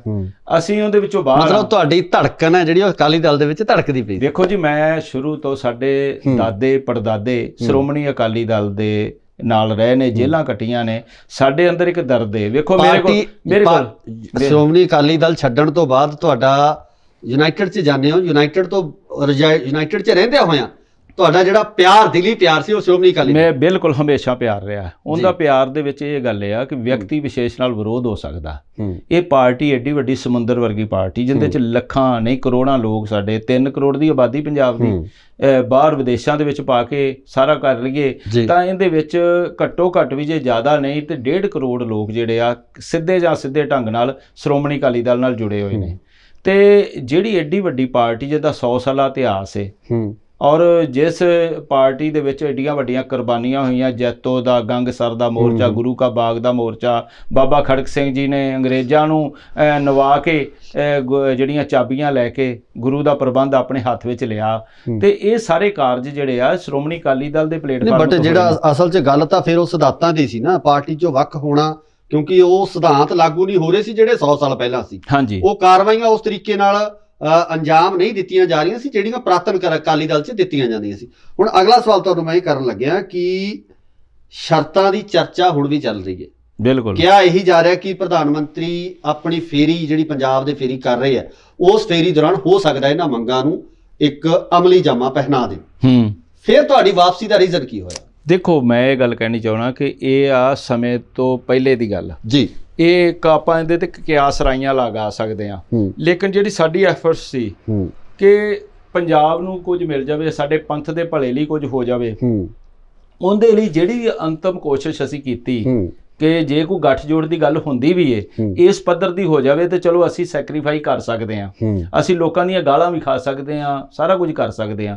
ਲੇਕਿਨ ਇੱਕ ਸਿਧਾਂਤਹੀਨ ਰਾਜਨੀਤੀ ਜਿੰਦਾ ਕੋਈ ਮੂੰਹ ਸਿਰ ਪਤਾ ਹੀ ਨਹੀਂ ਲੱਗ ਰਿਹਾ, ਉਹ ਕਰਦਿਆਂ ਹੋਇਆਂ ਅਸੀਂ ਆਪਣੀ ਪਾਰਟੀ ਨੂੰ ਵੀ ਤੋੜੀ ਜਾ ਰਹੇ ਹਾਂ। ਪਾਰਟੀ ਦੇ ਵਿੱਚੋਂ ਸੀਨੀਅਰ ਆਗੂਆਂ ਨੂੰ ਅੱਜ ਬੀਜੇਪੀ ਦੀ ਪੂਰੀ ਕੋਸ਼ਿਸ਼ ਹੈ ਕਿ ਸਾਡੇ ਐਸਜੀਪੀਸੀ ਮੈਂਬਰ ਜਾਂ ਡੀਜੀਐਮਸੀ ਮੈਂਬਰ ਜਿਹੜੇ ਦਿੱਲੀ ਤੋਂ ਨੇ, ਉਹਨਾਂ ਨੂੰ ਤੋੜਿਆ ਜਾਵੇ। ਵੱਡੇ ਵੱਡੇ ਆਗੂਆਂ ਨੂੰ ਬੜੇ ਲਾਲਚ ਦਿੱਤੇ ਜਾ ਰਹੇ ਆ, ਹਾਲਾਂਕਿ ਕੋਈ ਸੀਨੀਅਰ ਆਗੂ ਟੁੱਟ ਕੇ ਗਿਆ ਨਹੀਂਗਾ, ਲੇਕਿਨ ਜਿਵੇਂ ਕਾਂਗਰਸ ਦੇ ਸਿਟਿੰਗ ਐਮਐਲਏ ਟੁੱਟ ਕੇ ਜਾ ਰਹੇ ਨੇ, ਜਾਂ ਉਹ ਜਿਸ ਪੱਧਰ ਦਾ ਲਾਲਚ ਦਿੱਤਾ ਜਾ ਰਿਹਾ ਹੈ, ਤਾਂ ਇਹ ਸਾਡੀ ਖੇਤਰੀ ਪਾਰਟੀ ਲਈ ਬੜੇ ਵੱਡੇ ਇੱਕ ਨੁਕਸਾਨ ਵਾਲੀ ਗੱਲ ਹੈ। ਸਾਡਾ ਕਿਸੇ ਪਰਿਵਾਰ ਨਾਲ, ਕਿਸੇ ਵਿਅਕਤੀ ਵਿਸ਼ੇਸ਼ ਨਾਲ ਮਤਭੇਦ ਹੋ ਸਕਦਾ, ਲੇਕਿਨ ਸ਼੍ਰੋਮਣੀ ਅਕਾਲੀ ਦਲ ਜਿਹੜੀ ਸਾਡੇ ਪੁਰਖਿਆਂ ਨੇ ਬਣਾਈ ਜਮਾਤ, ਉਹਨੂੰ ਜੇ ਇਸ ਤਰ੍ਹਾਂ ਟੁੱਟਦਿਆਂ ਦੇਖ ਕੇ ਇੱਕ ਦਿਨ 'ਚ ਕੋਈ ਪਾਰਟੀ ਨਹੀਂ ਬਣਦੀ। ਅਸੀਂ ਹੁਣ ਸ਼੍ਰੋਮਣੀ ਅਕਾਲੀ ਦਲ ਟਕਸਾਲੀ, ਸ਼੍ਰੋਮਣੀ ਅਕਾਲੀ ਦਲ ਸੰਯੁਕਤ, ਕਿੰਨੇ ਯਤਨ ਕੀਤੇ, ਲੇਕਿਨ ਲੋਕ ਜਿਹੜੇ ਆ ਨਾ, ਲੋਕ ਇੱਕ ਧੁਰੇ ਨਾਲ ਜੁੜਦੇ ਆ, ਤੇ ਧੁਰਾ ਜਿਹੜਾ ਉਹ ਸ਼੍ਰੋਮਣੀ ਅਕਾਲੀ ਦਲ ਹੈ। ਇੱਕ ਸਵਾਲ ਹੋ ਰਿਹਾ ਜੀ ਪੀਰ ਮੁਹੰਮਦ ਸਾਹਿਬ, ਜਦੋਂ ਤੁਸੀਂ ਯੂਨਾਈਟਿਡ ਦੇ ਵਿੱਚ ਕੰਮ ਕਰ ਰਹੇ ਸੀ, ਅਕਾਲੀ ਦਲ ਸੰਯੁਕਤ ਦੇ ਨਾਲ ਸੀ ਤੁਸੀਂ, ਤਾਂ ਉਸ ਸਮੇਂ ਕੀ ਤੁਸੀਂ ਸ਼੍ਰੋਮਣੀ ਅਕਾਲੀ ਦਲ ਬਾਦਲ ਦੇ ਕਿਸੇ ਇਹਦੇ ਨੁਮਾਇੰਦੇ ਨਾਲ ਜਾਂ ਇਹਨਾਂ ਦੇ ਪ੍ਰਧਾਨ ਸਾਹਿਬ ਨਾਲ ਇਨ ਟੱਚ ਸੀ? ਨਹੀਂ, ਉਹ ਜਦੋਂ ਸਾਡੇ ਮਤਭੇਦ ਸਾਹਮਣੇ ਆਏ ਨਾ, ਫਿਰ ਉਹਨਾਂ ਨੇ ਲਗਾਤਾਰ ਆਪ ਸੰਪਰਕ ਬਣਾਉਣਾ ਸ਼ੁਰੂ ਕੀਤਾ। ਉਹਨਾਂ ਨੇ ਸਾਡੇ ਨਾਲ ਸੰਪਰਕ ਬਣਾਉਣਾ ਸ਼ੁਰੂ ਕੀਤਾ। ਵੈਸੇ ਤੁਸੀਂ ਦੇਖੋ ਪੰਜਾਬ ਦੇ ਅੰਦਰ ਕੀ ਹੈ, ਹਰ ਬੰਦਾ ਕੱਲਾ ਅਕਾਲੀ ਦਲ ਬਾਦਲ ਨਹੀਂ, ਕਾਂਗਰਸ ਹੈ, ਬੀਜੇਪੀ ਹੈ, ਆਮ ਆਦਮੀ ਪਾਰਟੀ, ਜਿਹੜੇ ਉਹਨਾਂ ਦੇ ਵਿੱਚ ਹੁਣ ਟੀਵੀ ਡਿਬੇਟਾਂ ਦੇ ਉੱਤੇ ਆਪਾਂ ਜਾਂਦੇ ਹਾਂ, ਰੋਜ਼ ਹੀ ਇੱਕ ਦੂਸਰੇ ਨੂੰ ਮਿਲਦੇ ਹਾਂ, ਇੱਕ ਦੂਜੇ ਦਾ ਵਿਰੋਧ ਵੀ ਕਰਦੇ ਹਾਂ ਸਿਧਾਂਤਕ ਤੌਰ ਤੇ, ਬੜਾ ਕੁਝ ਹੁੰਦਾ, ਆਪਣੀ ਪਾਰਟੀ ਨੂੰ ਡਿਫੈਂਡ ਕਰਨਾ ਪੈਂਦਾ, ਕੁਝ ਗੱਲਾਂ ਗਲਤ ਵੀ ਹੋਣ ਤੇ ਉਹਨਾਂ ਨੂੰ ਇਹ ਆਪਣੀ ਗੱਲ ਜਿਹੜੀ ਘਰ ਦੀ ਹੁੰਦੀ ਹੈ, ਕਈ ਵਾਰੀ ਉਹ ਬਾਹਰ ਜੱਗ ਜ਼ਾਹਰ ਨਹੀਂ ਕੀਤੀ ਜਾ ਸਕਦੀ, ਠੀਕ ਹੈ ਨਾ ਜੀ। ਅਸੀਂ ਵੀ ਕੈਮਰੇ ਸਾਹਮਣੇ ਅੱਜ ਉਦੋਂ ਹੀ ਆਏ ਹਾਂ ਜਦੋਂ ਸਿਰ ਤੋਂ ਪਾਣੀ ਜਿਹੜਾ ਉਹ ਵਗਣਾ ਸ਼ੁਰੂ ਹੋ ਗਿਆ, ਉਸ ਵਕਤ ਫਿਰ ਦੱਸਣ ਵਾਸਤੇ ਕਿ ਕਿਉਂ ਪਾਣੀ ਇੱਥੋਂ ਤੱਕ ਪਹੁੰਚਿਆ, ਤਾਂ ਇਹ ਗੱਲ ਜਿਹੜੀ ਹੈ ਕਰਨੀ ਪੈਂਦੀ ਹੈ। ਲੇਕਿਨ ਮੈਂ ਮਹਿਸੂਸ ਕਰਦਾ ਕਿ ਪੰਜਾਬ ਦੇ ਭਲੇ ਲਈ, ਪੰਥ ਦੇ ਭਲੇ ਲਈ ਅੱਜ ਪੰਜਾਬ ਦੀ ਰਾਜਨੀਤੀ ਦੇ ਵਿੱਚ ਜਿਹੜੀ ਉਥਲ ਪੁਥਲ ਹੋ ਰਹੀ ਹੈ, ਜਿਵੇਂ ਮਾਰੋ ਮਾਰੀ ਚੱਲ ਰਹੀ ਹੈ ਕਿ ਚੱਲਦੀ ਗੱਡੀ ਦੇ ਵਿੱਚ ਜਿਵੇਂ ਭੱਜ ਕੇ ਛਾਲਾਂ ਮਾਰੀਆਂ ਜਾ ਰਹੀਆਂ, ਇਹ ਜਿਹੜਾ ਤਰੀਕਾ ਹੈ ਸਾਡੀ ਸਿੱਖ ਰਾਜਨੀਤੀ ਲਈ ਬੜਾ ਹਾਨੀਕਾਰਕ ਹੈ, ਪੰਜਾਬ ਦੀ ਰਾਜਨੀਤੀ ਲਈ ਵੀ ਬੜਾ ਹਾਨੀਕਾਰਕ ਹੈ। ਲੋਕ ਕਹਿੰਦੇ ਤੇ ਭਰੋਸਾ ਕਰਨ, ਮੈਂ ਇਹ ਗੱਲ ਕਹਿਣੀ ਮੰਨਦਾ, ਇਹ ਗੱਲ ਕਿ ਲੋਕਾਂ ਦੇ ਵਿੱਚ ਬੇਵਿਸ਼ਵਾਸੀ ਦਾ ਮਾਹੌਲ ਬਹੁਤ ਬਣਿਆ ਹੋਇਆ। ਕੁਝ ਗੱਲਾਂ ਨੇ ਜਿਹੜੀਆਂ ਅਸੀਂ ਵਾਰ-ਵਾਰ ਕਹਿ ਕੇ ਅਸੀਂ ਆਪਣੇ ਵਿਸ਼ਵਾਸ ਨੂੰ ਆਪ ਸੱਟਾਂ ਮਾਰੀਆਂ ਨੇ, ਲੇਕਿਨ ਅੱਜ ਜਦੋਂ ਸਾਡੀ ਜਿਹੜੀ ਅੰਦਰੂਨੀ ਪੀੜਾ ਹੈ ਉਹਨੂੰ ਵੀ ਸਮਝਣਾ ਚਾਹੀਦਾ, ਕਿਉਂਕਿ ਆਪਾਂ ਸੋਸ਼ਲ ਮੀਡੀਆ ਦਾ ਅੱਜ ਯੁੱਗ ਹੈ ਸਾਡੇ। ਮੈਂ ਤੁਹਾਨੂੰ ਇੱਕ ਹੋਰ ਬੜੀ ਦਿਲਚਸਪ ਗੱਲ ਦੱਸਣੀ ਚਾਹੁੰਦਾ ਜੀ। ਸਾਡੇ ਸਾਹਮਣੇ ਇੱਕ ਤਾਂ 1992 ਦਾ ਸਮਾਂ ਸੀ, ਸਾਡੇ ਖਾੜਕੂ ਵੀਰਾਂ ਨੇ ਹਥਿਆਰ ਚੁੱਕੇ ਹੋਏ ਸੀ, ਉਹ ਸਾਨੂੰ ਕਹਿੰਦੇ ਸੀ ਬਾਈਕਾਟ ਕਰੋ, ਤੇ ਅਸੀਂ ਬਾਈਕਾਟ ਦੇ ਹੱਕ ਵਿੱਚ ਨਹੀਂ ਸੀ। ਅਖੀਰ ਸਾਨੂੰ ਬਾਈਕਾਟ ਦਾ ਫੈਸਲਾ ਲੈਣਾ ਪਿਆ ਤੇ ਸਾਨੂੰ ਬੇਅੰਤ ਸਿੰਘ ਸਰਕਾਰ ਦੀਆਂ ਗੋਲੀਆਂ ਖਾਣੀਆਂ ਪਈਆਂ, ਤਸ਼ੱਦਦ ਝੱਲਣਾ ਪਿਆ। ਤੇ ਅੱਜ AK-47 ਨਾਲੋਂ ਵੀ ਖਤਰਨਾਕ ਹੈ ਸੋਸ਼ਲ ਮੀਡੀਆ। ਅੱਜ ਜਿਸ ਤਰੀਕੇ ਦੇ ਨਾਲ ਜਿਹੜੇ ਕੋਈ ਸਾਨੂੰ ਜਾਣਦੇ ਨਹੀਂ, ਪਹਿਚਾਣਦੇ ਨਹੀਂ, ਜਿਨ੍ਹਾਂ ਨੂੰ ਸਾਡੇ ਇਤਿਹਾਸ ਬਾਰੇ ਨਹੀਂ ਪਤਾ, ਅੱਗਾ ਨਹੀਂ ਪਤਾ, ਪਿੱਛਾ ਨਹੀਂ ਪਤਾ, ਸਿਰਫ ਤੇ ਸਿਰਫ ਉਹ ਧੀ ਦੀ ਭੈਣ ਦੀ ਜੋ ਉਹਨਾਂ ਦੇ ਮੂੰਹ 'ਚ ਗੰਦੇ ਸੋਸ਼ਲ ਮੀਡੀਆ ਤੇ ਇੱਕ ਗੱਲ ਤੋਂ ਗੰਦਾ ਸ਼ਬਦ ਮੈਂ ਗੱਲ ਦੱਸਣੀ ਚਾਹੁੰਦਾ।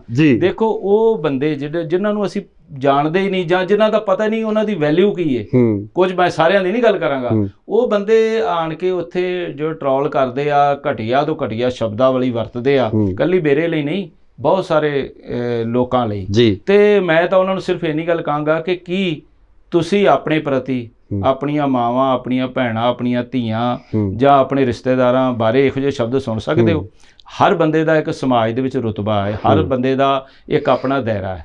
ਉਸ ਦਾਇਰੇ ਦੇ ਵਿੱਚ ਜਦੋਂ ਅਸੀਂ ਮਰਜ਼ਾਦਾ ਦੀ ਉਲੰਘਣਾ ਕਰਦੇ ਹਾਂ, ਤੁਸੀਂ ਇੱਕ ਇੰਟਰਵਿਊ ਮੈਨੂੰ ਕੱਢ ਕੇ ਵਿਖਾ ਦਿਓ, ਮੈਂ ਅੱਜ ਤੱਕ ਕਿਸੇ ਵੀ ਰਾਜਨੀਤਿਕ ਲੀਡਰ ਦੇ ਉੱਤੇ ਜਾਂ ਕਿਸੇ ਵੀ ਵਿਅਕਤੀ ਵਿਸ਼ੇਸ਼ ਦੇ ਉੱਤੇ ਮੈਂ ਕਦੀ ਕੋਈ ਦੂਸ਼ਣਬਾਜ਼ੀ ਲਾਈ ਹੋਵੇ। ਮੈਂ ਜਿਹੜੀ ਵੀ ਗੱਲ ਕਰਦਾ ਸਿਧਾਂਤ ਦੇ ਉੱਤੇ ਰਹਿ ਕੇ ਔਰ ਉਹ ਦਲੀਲ ਦੇ ਨਾਲ ਉਹ ਗੱਲ ਕਰੀਦੀ। ਇਸੇ ਕਰਕੇ ਮੇਰਾ ਕਦੀ ਕਿਸੇ ਮੀਡੀਆ ਨਾਲ ਜਾਂ ਕਿਸੇ ਨਾਲ ਕਦੀ ਟਕਰਾਅ ਨਹੀਂ ਹੋਇਆ। ਨਹੀਂ ਤਾਂ ਆਮ ਤੌਰ ਤੇ ਕਈ ਬੰਦੇ ਆ, ਹੁਣ ਤੁਸੀਂ ਮੈਨੂੰ ਕੌੜੇ ਤੋਂ ਕੌੜਾ ਸਵਾਲ ਕਰੋ, ਮੈਂ ਉਹਦਾ ਜਵਾਬ ਇਮਾਨਦਾਰੀ ਨਾਲ ਦਿਆਂਗਾ। ਕੌੜਾ ਸਵਾਲ ਕਰਨ ਲੱਗਿਆ, ਮੈਂ ਉਹੀ ਗੱਲ ਕਹਿ ਰਿਹਾ, ਮੈਂ ਕੌੜਾ ਸਵਾਲ ਕਰਨ ਲੱਗਿਆ। ਸੋਸ਼ਲ ਮੀਡੀਆ ਦੀ ਤੁਸੀਂ ਗੱਲ ਕੀਤੀ ਹੈ, ਇੱਕ ਸਵਾਲ ਹੈ ਜਿਹੜਾ ਲਗਾਤਾਰ ਉਠਾਇਆ ਜਾਂਦਾ ਕਿ ਜੋ ਕਰਨੈਲ ਸਿੰਘ ਪੀਰ ਮੁਹੰਮਦ ਨੇ, ਉਹਨਾਂ ਦਾ ਸੰਯੁਕਤ ਅਕਾਲੀ ਦਲ ਦੇ ਵਿੱਚ ਜਾਣ ਪਿੱਛੇ ਸ਼੍ਰੋਮਣੀ ਅਕਾਲੀ ਦਲ ਸੀ, ਜਿਸ ਕਰਕੇ ਉਹ ਅੰਦਰੂਨੀ ਤੌਰ ਤੇ ਸੰਯੁਕਤ ਨੂੰ ਖੌਰਾ ਲਾ ਸਕਣ ਤੇ ਉਹਨਾਂ ਦੀ ਘਰ ਵਾਪਸੀ ਕਰਾ ਸਕਣ। ਇਹਦੇ ਬਾਰੇ ਮੈਂ ਇਹ ਗੱਲ ਕਹਿਣੀ ਚਾਹੁੰਦਾ ਕਿ ਮੇਰੀ ਤਾਂ ਕੋਈ ਪ੍ਰੋਬਲਮ ਹੀ ਨਹੀਂ ਸੀ। ਮੈਂ ਜਦੋਂ ਮਰਜ਼ੀ ਸ਼੍ਰੋਮਣੀ ਅਕਾਲੀ ਦਲ ਦੇ ਵਿੱਚ ਆਪਣੀ ਇੱਕ ਥਾਂ ਮੇਰੀ ਸ਼ੁਰੂ ਤੋਂ ਹੀ ਸੀ। ਉਹਦਾ ਕਾਰਨ ਕੀ ਸੀ ਕਿ ਕੈਪਟਨ ਕਮਲਜੀਤ ਸਿੰਘ, ਇਹ 2009 ਦੀ ਗੱਲ ਹੈ, ਮੈਂ ਉਦੋਂ ਉਹਨਾਂ ਨੇ ਮੈਨੂੰ ਵੀ ਪੰਜਾਬ ਸਰਕਾਰ ਦੇ ਵਿੱਚ ਇੱਕ ਰੁਤਬਾ ਦਿੱਤਾ ਸੀ ਔਰ ਉਸ ਦੇ ਵਿੱਚ ਮੈਂ ਲਗਾਤਾਰ ਨਾਲ ਚੱਲ ਰਿਹਾ ਸੀ।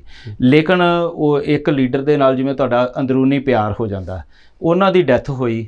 ਉਸ ਤੋਂ ਬਾਅਦ ਮੈਂ ਚੁੱਪ ਕਰਕੇ ਆਪਣਾ ਆਲ ਇੰਡੀਆ ਪਲੇਟਫਾਰਮ ਤੇ ਜਿਹੜਾ ਨਵੰਬਰ 1984 ਸਿੱਖ ਨਸਲਕੁਸ਼ੀ ਦਾ ਸਾਰਾ ਕੇਸ ਲੜਿਆ, ਸੰਘਰਸ਼ ਕਰਦਾ ਰਿਹਾ, ਕਾਲੀ ਸ਼ੇਡ ਕਰਦਾ ਸੀ, ਕਿਉਂਕਿ ਜਿਹੜੀ ਨਵੰਬਰ 1984 ਦੀ ਇੱਕ ਵੱਡੀ ਲੜਾਈ ਸੀ ਔਰ ਉਸ ਲੜਾਈ ਦੇ ਵਿੱਚ ਅਕਾਲੀ ਦਲ ਬਹੁਤ ਪਿੱਛੇ ਰਹਿ ਗਿਆ ਸੀ। ਫਿਰ ਉਹ ਅੱਗੇ ਆਇਆ ਜਦੋਂ ਅਸੀਂ ਸ੍ਰੀ ਅਕਾਲ ਤਖਤ ਸਾਹਿਬ ਤੇ ਜਾ ਕੇ ਦੁਨੀਆ ਨੂੰ ਦੱਸੇ ਕਿ ਦੰਗੇ ਨਹੀਂ, ਇਹ ਸਿੱਖਾਂ ਦੀ ਨਸਲਕੁਸ਼ੀ ਹੈ ਔਰ ਇੱਕ ਯੋਜਨਾਬੱਧ ਢੰਗ ਦੇ ਨਾਲ ਕੀਤੀ ਗਈ। ਸੱਜਣ ਕੁਮਾਰ ਵਿਰੁੱਧ ਗਵਾਹ ਲੱਭੇ, ਜਗਦੀਸ਼ ਟਾਈਟਲਰ ਖਿਲਾਫ ਗਵਾਹ ਲੱਭੇ, ਕਮਲਨਾਥ ਦੇ ਖਿਲਾਫ ਗਵਾਹ ਲੱਭੇ, ਹੌਂਦ ਚਿੱਲੜ ਵਰਗਾ ਜਿਹੜਾ ਖੂਨੀ ਸਾਕਾ ਉਹਨੂੰ ਉਜਾਗਰ ਕੀਤਾ। ਅੱਜ ਸਾਡੇ ਵੱਲੋਂ ਪੈਦਾ ਕੀਤੇ ਬੰਦਿਆਂ ਨੂੰ ਟਿਕਟਾਂ ਮਿਲ ਗਈਆਂ। ਮੇਰੇ ਨਾਲ ਹੀ ਮਨਵਿੰਦਰ ਸਿੰਘ ਗਿਆਸਪੁਰਾ ਸੀ ਜਿਨ੍ਹਾਂ ਸਾਨੂੰ ਦੱਸਿਆ ਕਿ ਆਹ ਹੌਂਦ ਚਿੱਲੜ ਹੈ, ਉਹ ਅੱਜ ਆਮ ਆਦਮੀ ਪਾਰਟੀ ਤੋਂ ਪਹਿਲ ਤੋਂ ਇਲੈਕਸ਼ਨ ਲੜ ਰਹੇ ਆ। ਮਤਲਬ ਹੈ ਕਿ ਅਸੀਂ ਸੰਘਰਸ਼ ਕੀਤਾ। ਸੰਘਰਸ਼ ਦੇ ਦਰਮਿਆਨ ਬਹੁਤ ਸਾਰੇ ਆਗੂ ਪੈਦਾ ਕੀਤੇ ਜਿਹੜੇ ਅੱਗੇ ਜਾ ਕੇ ਸਮਾਜ ਦੇ ਵਿੱਚ ਆਪਣਾ ਇੱਕ ਥਾਂ ਬਣਾ ਚੁੱਕੇ ਨੇ। ਸੋ ਮੈਨੂੰ ਇਸ ਤਰ੍ਹਾਂ ਦੀ ਕੋਈ ਪ੍ਰੋਬਲਮ ਨਹੀਂ ਸੀ। ਮੈਂ ਕਦੀ ਵੀ ਅਕਾਲੀ ਦਲ ਨੂੰ ਨਫ਼ਰਤ ਨਹੀਂ ਕੀਤੀ, ਸ਼੍ਰੋਮਣੀ ਅਕਾਲੀ ਦਲ ਨੂੰ ਮੈਂ ਕਦੀ ਨਫ਼ਰਤ ਨਹੀਂ ਕੀਤੀ, ਉਹਨੂੰ ਪਿਆਰ ਹਮੇਸ਼ਾ ਕੀਤਾ ਹੈ, ਕਿਉਂਕਿ ਅਕਾਲੀ ਸੋਚ ਜਿਹੜੀ ਹੈ ਉਹ ਅਕਾਲ ਪੁਰਖ, ਅਕਾਲੀ ਕਿਹਾ ਕਿਹਨੂੰ ਜਾਂਦਾ, ਜਿਹੜਾ ਅਕਾਲ ਦਾ ਪੁਜਾਰੀ ਹੈ, ਉਹ ਕਿਸੇ ਵਿਅਕਤੀ ਵਿਸ਼ੇਸ਼ ਦਾ ਪੁਜਾਰੀ ਨਹੀਂ।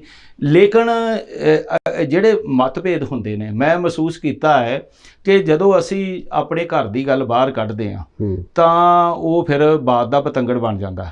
ਕੁਝ ਗੱਲਾਂ ਜ਼ਿੰਦਗੀ ਦੇ ਰਾਜਨੀਤਿਕ ਤਜਰਬੇ ਦੇ ਵਿੱਚੋਂ ਵੀ ਮਿਲਦੀਆਂ ਨੇ, ਉਹ ਇਹ ਨੇ ਕਿ ਸਾਨੂੰ ਕੁਝ ਮਸਲੇ ਜਿਹੜੇ ਆਪਸ ਵਿੱਚ ਬੈਠ ਕੇ ਸੁਲਝਾਉਣੇ ਚਾਹੀਦੇ ਆ। ਉਹਨਾਂ ਦਾ ਹੱਲ ਜਦੋਂ ਨਿਕਲ ਆਵੇ ਤਾਂ ਫਿਰ ਕੋਈ ਨਾ ਕੋਈ ਤਰੀਕਾ ਆਪਣੇ ਆਪ ਹੀ ਬਣ ਜਾਂਦਾ ਤਰੱਕੀ ਦੇ ਰਾਹ ਪੈਣ ਦਾ। ਸੋ ਮੈਂ ਅੱਜ ਵੀ ਇਹ ਆਪਣੇ ਮਨ ਦੇ ਵਿੱਚ ਇਸ ਗੱਲ ਦਾ ਪ੍ਰਾਊਡ ਫੀਲ ਕਰਦਾ ਕਿ ਜੇ ਰਾਜਨੀਤਿਕ ਤੌਰ ਦੇ ਉੱਤੇ ਜਾਂ ਧਾਰਮਿਕ ਤੌਰ ਤੇ ਕੁਝ ਫੈਸਲੇ ਲਏ ਨੇ ਤਾਂ ਉਹ ਫੈਸਲੇ ਬੜੇ ਚੜ੍ਹਦੀ ਕਲਾ ਵਾਲੇ ਔਰ ਅੱਗੇ ਜਾ ਕੇ ਉਹ ਤਿੱਖਣ ਬੁੱਧੀ ਵਾਲੇ ਰਹੇ ਨੇ। ਵੇਖੋ, ਮੈਂ ਇਹ ਗੱਲ ਕਹੀ ਸੀ, ਅੱਜ ਸਾਰੀ ਦੁਨੀਆ ਉਸ ਗੱਲ ਦੇ ਉੱਤੇ, ਅੱਜ ਸ਼੍ਰੋਮਣੀ ਅਕਾਲੀ ਦਲ ਵੀ ਖੜਾ ਹੈ, ਅੱਜ ਸ਼੍ਰੋਮਣੀ ਗੁਰਦੁਆਰਾ ਪ੍ਰਬੰਧਕ ਕਮੇਟੀ ਵੀ ਖੜੀ, ਅੱਜ ਆਮ ਲੋਕ ਵੀ ਇਹ ਮਹਿਸੂਸ ਕਰਦੇ। ਮੈਂ ਕਿਹਾ ਸੀ 8 ਨਵੰਬਰ 2015 ਨੂੰ ਜਦੋਂ ਸਰਬੱਤ ਖਾਲਸਾ ਹੋ ਰਿਹਾ ਸੀ ਤਾਂ ਮੈਂ ਆਪਣੀ ਉਸ ਕਮੇਟੀ ਦਾ, ਹਾਈ ਪਾਵਰ ਕਮੇਟੀ ਦਾ ਮੈਂਬਰ ਸੀ, ਤੇ ਮੈਂ ਉਹਨਾਂ ਨੂੰ ਇੱਕੋ ਸਵਾਲ ਪ੍ਰਬੰਧਕਾਂ ਨੂੰ ਕੀਤਾ ਸੀ ਕਿ ਆਪਾਂ ਜਿਹੜਾ ਸਰਬੱਤ ਖਾਲਸਾ ਕਰਨ ਜਾ ਰਹੇ ਹਾਂ ਇਹਦਾ ਮਕਸਦ ਕੀ ਹੈ। ਤਾਂ ਇਹ ਮਕਸਦ ਤਾਂ ਇਹ ਹੋਣਾ ਚਾਹੀਦਾ ਕਿ ਜਿਹੜੀ ਬਰਗਾੜੀ ਬਾਈਬਲ ਕਾਂਡ ਹੋਇਆ ਜਾਂ ਗੁਰੂ ਗ੍ਰੰਥ ਸਾਹਿਬ ਦੇ ਸਰੂਪ ਚੋਰੀ ਹੋਏ ਨੇ, ਅਸੀਂ ਪਹਿਰੇਦਾਰ ਨਹੀਂ ਬਣੇ, ਅਸੀਂ ਅਵੇਸਲੇ ਹੋ ਗਏ ਹਾਂ। ਉਹ ਵੇਸਲੇਪਣ ਦਾ ਫਾਇਦਾ ਜਿਹੜੇ ਆ ਉਹ ਲੋਕ ਜਿਹੜੇ ਪੰਥ ਦੋਖੀ ਨੇ ਉਹ ਚੁੱਕ ਕੇ ਤੇ ਅੱਜ ਗੁਰੂ ਘਰ ਦੀ ਬੇਅਦਬੀ ਕਰ ਰਹੇ ਨੇ। ਤੇ ਅੱਜ ਇਹ ਗੱਲ ਚੱਲ ਰਹੀ ਹੈ, ਅੱਜ ਹੁਣ ਵੀ 2 ਜਨਵਰੀ ਨੂੰ ਜਿਹੜਾ ਅਸੀਂ ਇਕੱਠ ਕਰਨ ਜਾ ਰਹੇ ਹਾਂ, ਜੇ ਉਦੋਂ ਤੱਕ ਇੰਟਰਵਿਊ ਚੱਲ ਗਈ ਤਾਂ ਤੁਸੀਂ ਉਹਦੇ 'ਚ ਦੇਖੋ ਕਿ 2 ਜਨਵਰੀ ਨੂੰ ਅਸੀਂ ਇਸ ਸਾਲ ਜਿਹੜਾ 2022 ਦੇ ਵਿੱਚ ਇੰਟਰ ਕਰਨ ਜਾ ਰਹੇ ਹਾਂ, ਜਿਹੜਾ ਸਭ ਤੋਂ ਪਹਿਲਾ ਫੈਸਲਾ ਲਿਆ ਸ਼੍ਰੋਮਣੀ ਅਕਾਲੀ ਦਲ ਨੇ ਉਹ ਇਹ ਆ ਕਿ ਬੇਅਦਬੀਆਂ ਨੂੰ ਰੋਕਣ ਲਈ ਅਸੀਂ ਕੀ ਉਪਰਾਲਾ ਕਰ ਸਕਦੇ ਹਾਂ। ਸਰਕਾਰ ਤਾਂ ਤੁਹਾਡੀ ਸੀ, ਬੇਅਦਬੀ ਵੀ ਉਦੋਂ ਹੋਈ ਜਦੋਂ ਅਕਾਲੀ ਦਲ ਦੀ ਸਰਕਾਰ ਸੀ, ਸਮਾਂ ਵੀ ਸੀ, ਕਮੇਟੀਆਂ ਬਣੀਆਂ, ਇਨਸਾਫ ਤਾਂ ਅੱਜ ਤੱਕ ਵੀ ਨਹੀਂ ਮਿਲਿਆ। ਇਹੋ ਹੀ ਇਹ ਗਲਤ ਹੋਇਆ ਨਾ। ਇਹ ਜਿਹੜਾ ਕੁਝ ਮੈਂ ਜਦੋਂ ਗੱਲ ਕਰਦਾ ਸੀ ਨਾ, ਜਦੋਂ ਵਿਰੋਧ ਕਰਦਾ ਸੀ, ਹੁਣ ਜਦੋਂ ਸਾਡੀ ਏਕਤਾ ਦੀ ਗੱਲ ਚੱਲੀ ਤੇ ਸਰਦਾਰ ਸੁਖਬੀਰ ਸਿੰਘ ਬਾਦਲ ਨੇ ਮੈਨੂੰ ਇਹ ਗੱਲ ਕਹੀ ਕਿ ਕਰਨੈਲ ਸਿੰਘ ਜੀ ਤੁਸੀਂ ਇੱਕ ਗੱਲ ਦੱਸੋ ਕਿ ਅਸੀਂ ਬੇਅਦਬੀ ਕੀਤੀ ਹੈ। ਮੈਂ ਕਿਹਾ ਜੀ ਨਹੀਂ, ਤੁਸੀਂ ਨਹੀਂ ਕੀਤੀ, ਲੇਕਿਨ ਜਿਨ੍ਹਾਂ ਲੋਕਾਂ ਨੇ ਕੀਤੀ ਹੈ ਆਪਾਂ ਉਹਨਾਂ ਵਿਰੁੱਧ ਸਖਤੀ ਨਹੀਂ ਵਰਤ ਸਕੇ। ਜਿਸ ਪੱਧਰ ਦੇ ਉਹ ਦੋਸ਼ੀਆਂ ਨੂੰ ਸਜ਼ਾਵਾਂ ਮਿਲਣੀਆਂ ਚਾਹੀਦੀਆਂ ਸੀ ਉਹ ਆਪਾਂ ਨਹੀਂ ਦੇ ਸਕੇ। ਉਹ ਉਸ ਦੇ ਵਿੱਚ ਆਪਣੇ ਢਿਲਾਈ ਆਈ ਹੈ। ਤਾਂ ਉਹਨਾਂ ਇਹ ਗੱਲ ਕਹੀ ਕਿ ਜਿਹੜਾ ਤੁਸੀਂ ਵਿਰੋਧ ਬਾਹਰ ਰਹਿ ਕੇ ਕਰ ਰਹੇ ਹੋ, ਤੁਸੀਂ ਸ਼੍ਰੋਮਣੀ ਅਕਾਲੀ ਦਲ ਦੇ ਵਿੱਚ ਆ ਕੇ ਜਿਹੜੇ ਮਸਲੇ ਨੇ ਇਹਨਾਂ ਨੂੰ ਚੰਗੇ ਤਰੀਕੇ ਨਾਲ ਉਠਾਓਗੇ ਤੇ ਅਸੀਂ ਸ਼੍ਰੋਮਣੀ ਅਕਾਲੀ ਦਲ ਦੇ ਪਲੇਟਫਾਰਮ ਤੋਂ ਉਹ ਗੱਲਾਂ ਜਦੋਂ ਉਠਾਵਾਂਗੇ ਤਾਂ ਉਹਦੇ ਨਾਲ ਪਾਰਟੀ ਨੂੰ ਵੀ ਮਜ਼ਬੂਤੀ ਮਿਲੇਗੀ, ਪੰਥ ਨੂੰ ਵੀ ਮਜ਼ਬੂਤੀ ਮਿਲੇਗੀ ਤੇ ਪੰਜਾਬ ਦੇ ਵੀ ਇੱਕ ਚੰਗਾ ਮਾਹੌਲ ਬਣੇਗਾ। ਅੱਜ ਵੇਖੋ ਜਿਹੜੀਆਂ ਘਟਨਾਵਾਂ ਵਾਪਰਦੀਆਂ, ਸਿੱਖ ਕੌਮ ਤਾਂ ਦੁਖੀ ਹੈ ਹੀ ਹੈ, ਲੇਕਿਨ ਜਿਹੜੇ ਦੂਸਰੇ ਲੋਕ ਨੇ ਜਿਹੜੇ ਗੁਰੂ ਨੂੰ ਪਿਆਰ ਕਰਦੇ ਆ, ਗੁਰੂ ਦੇ ਅੱਗੇ ਨਤਮਸਤਕ ਹੁੰਦੇ ਨੇ, ਉਹ ਵੀ ਦੁਖੀ ਹੁੰਦੇ ਨੇ। ਕੋਈ ਮੈਂ ਸਮਝਣਾ ਜਿਹੜਾ ਧਰਮੀ ਮਨੁੱਖ, ਚਾਹੇ ਹਿੰਦੂ ਹੋਵੇ, ਚਾਹੇ ਮੁਸਲਮਾਨ ਹੋਵੇ, ਚਾਹੇ ਈਸਾਈ ਹੋਵੇ, ਬੋਧੀ, ਜੈਨੀ, ਪਾਰਸੀ, ਕੋਈ ਵੀ ਹੋਵੇ, ਉਹ ਕਿਸੇ ਵੀ ਧਰਮ ਦਾ ਨਰਾਦਰ ਸਹਿਣ ਨਹੀਂ ਕਰ ਸਕਦਾ।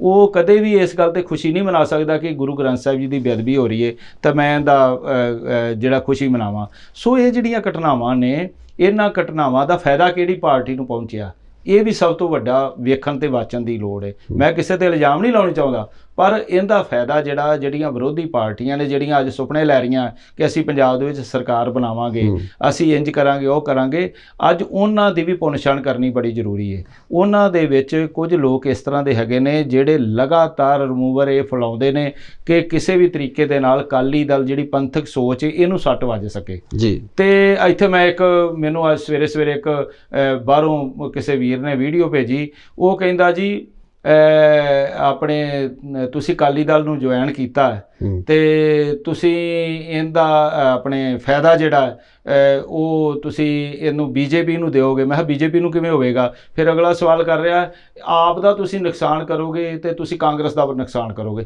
ਦੇਖੋ ਸੋਚ ਇਸ ਤਰ੍ਹਾਂ ਦੀ ਲੋਕਾਂ ਦੀ ਹੋਈ ਪਈ ਹੈ ਕਿ ਜੇ ਅਸੀਂ ਸ਼੍ਰੋਮਣੀ ਅਕਾਲੀ ਦਲ ਨਾਲ ਖੜੇ ਹਾਂ ਤੇ ਉਹ ਇਹਦਾ ਫਾਇਦਾ ਜਿਹੜਾ ਹੈ ਤੇ ਨੁਕਸਾਨ ਉਹ ਵੇਖ ਰਹੇ ਨੇ ਕਿ ਉਹਦਾ ਕਾਂਗਰਸ ਦਾ ਨੁਕਸਾਨ ਹੋਵੇਗਾ, ਇਹਦਾ ਆਪਣੇ ਆਪ ਦਾ ਨੁਕਸਾਨ ਹੋਵੇਗਾ। ਇਸ ਤਰ੍ਹਾਂ ਦੀ ਸੋਚ ਜਿਹੜੀ ਹੈ ਉਹਨੂੰ ਵੀ